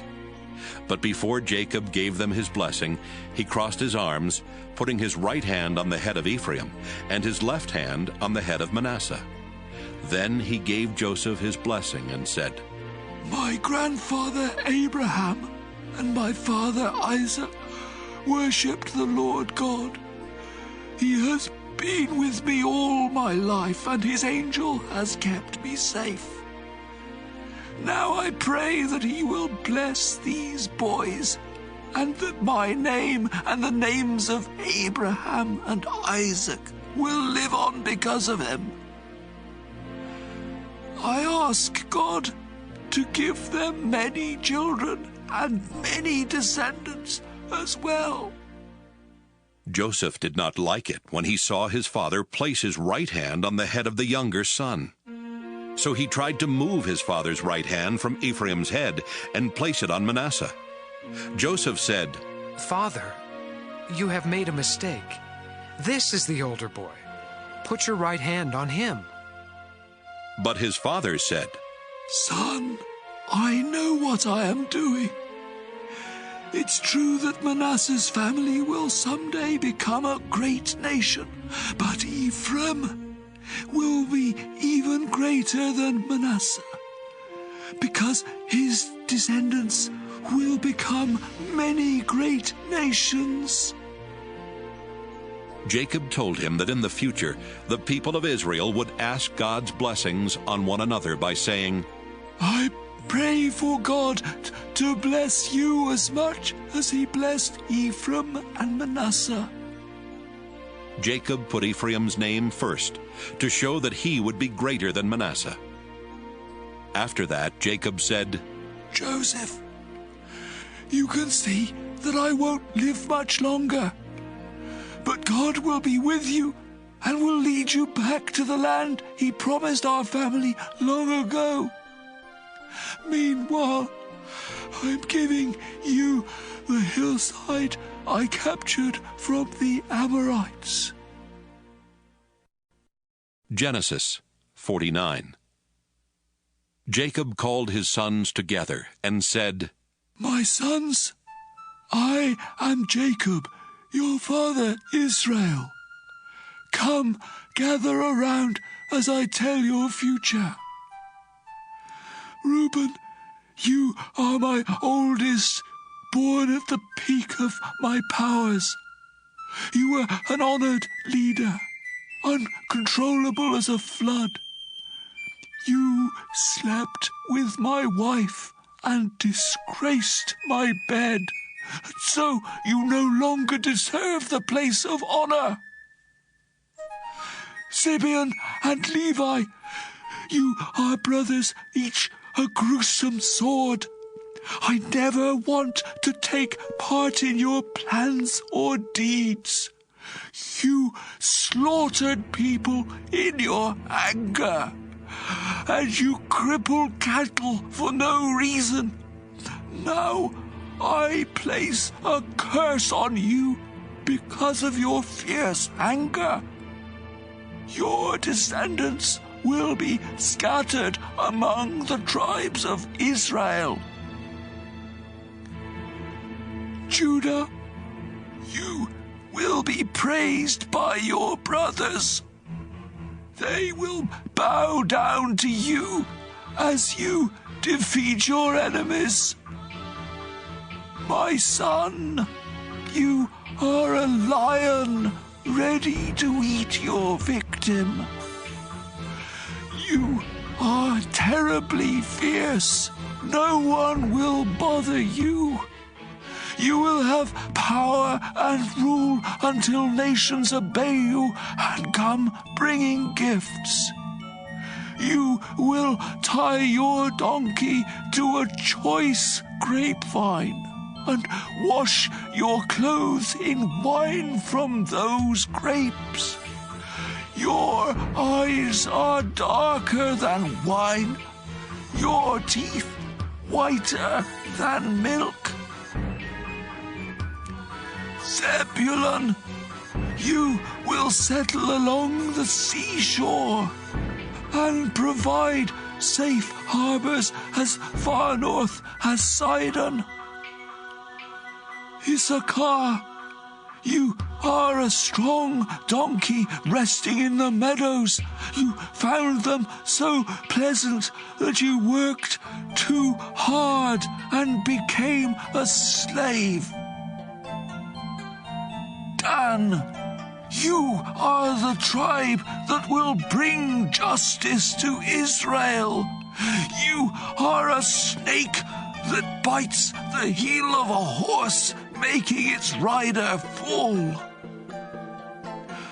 Oh, Lord, I am waiting for you to save us. Gad, you will be attacked. Then attack your attackers. Asher, you will eat food fancy enough for a king. Naphtali, you are a wild deer with lovely fawns.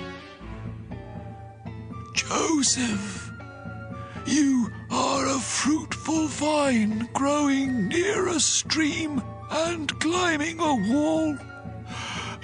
Enemies attacked with arrows, refusing to show mercy. But you stood your ground, swiftly shooting back with the help of Jacob's God, the all-powerful one. His name is the Shepherd, Israel's mighty rock.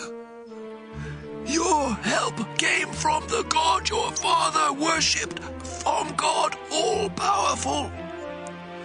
God will bless you with rain and streams from the earth. He will bless you with many descendants. My son, the blessings I give are better than the promise of ancient mountains or eternal hills. Joseph, I pray these blessings will come to you because you are the leader of your brothers. Benjamin, you are a fierce wolf, destroying your enemies morning and evening. These are the 12 tribes of Israel. And this is how Jacob gave each of them their proper blessings. Jacob told his sons, Soon I will die, and I want you to bury me in Machpelah cave. Abraham bought this cave as a burial place from Ephraim the Hittite, and it is near the town of Mamre in Canaan. Abraham and Sarah are buried there, and so are Isaac and Rebekah.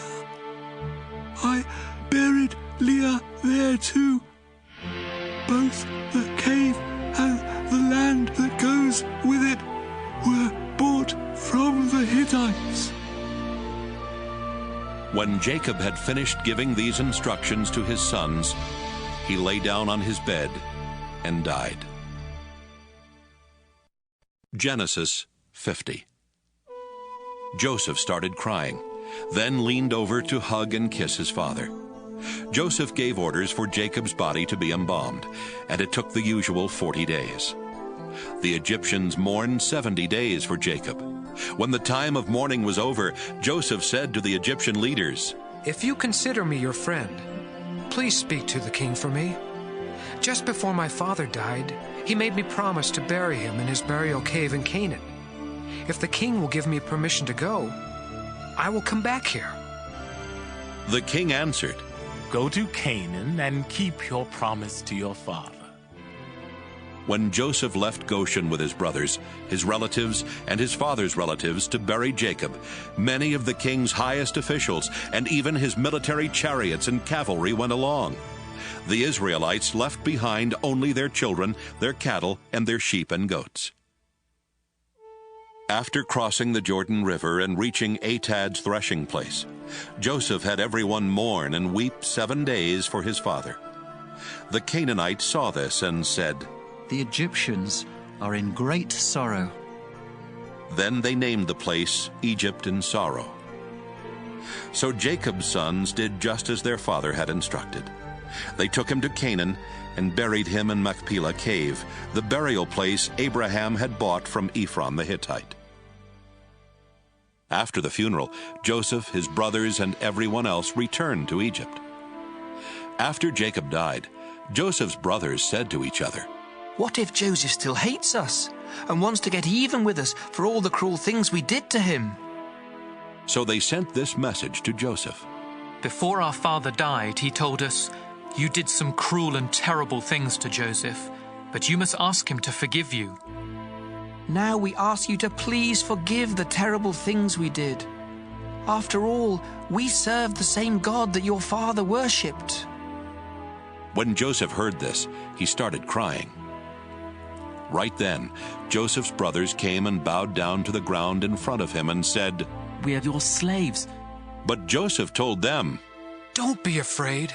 I have no right to change what God has decided. You tried to harm me, but God made it turn out for the best, so that he could save all these people as he is now doing. Don't be afraid. I will take care of you and your children. After Joseph said this, his brothers felt much better. Joseph lived in Egypt with his brothers until he died at the age of 110.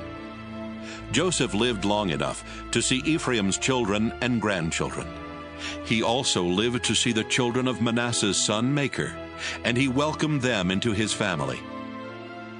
Before Joseph died, he told his brothers, I won't live much longer, but God will take care of you and lead you out of Egypt to the land he promised Abraham, Isaac, and Jacob.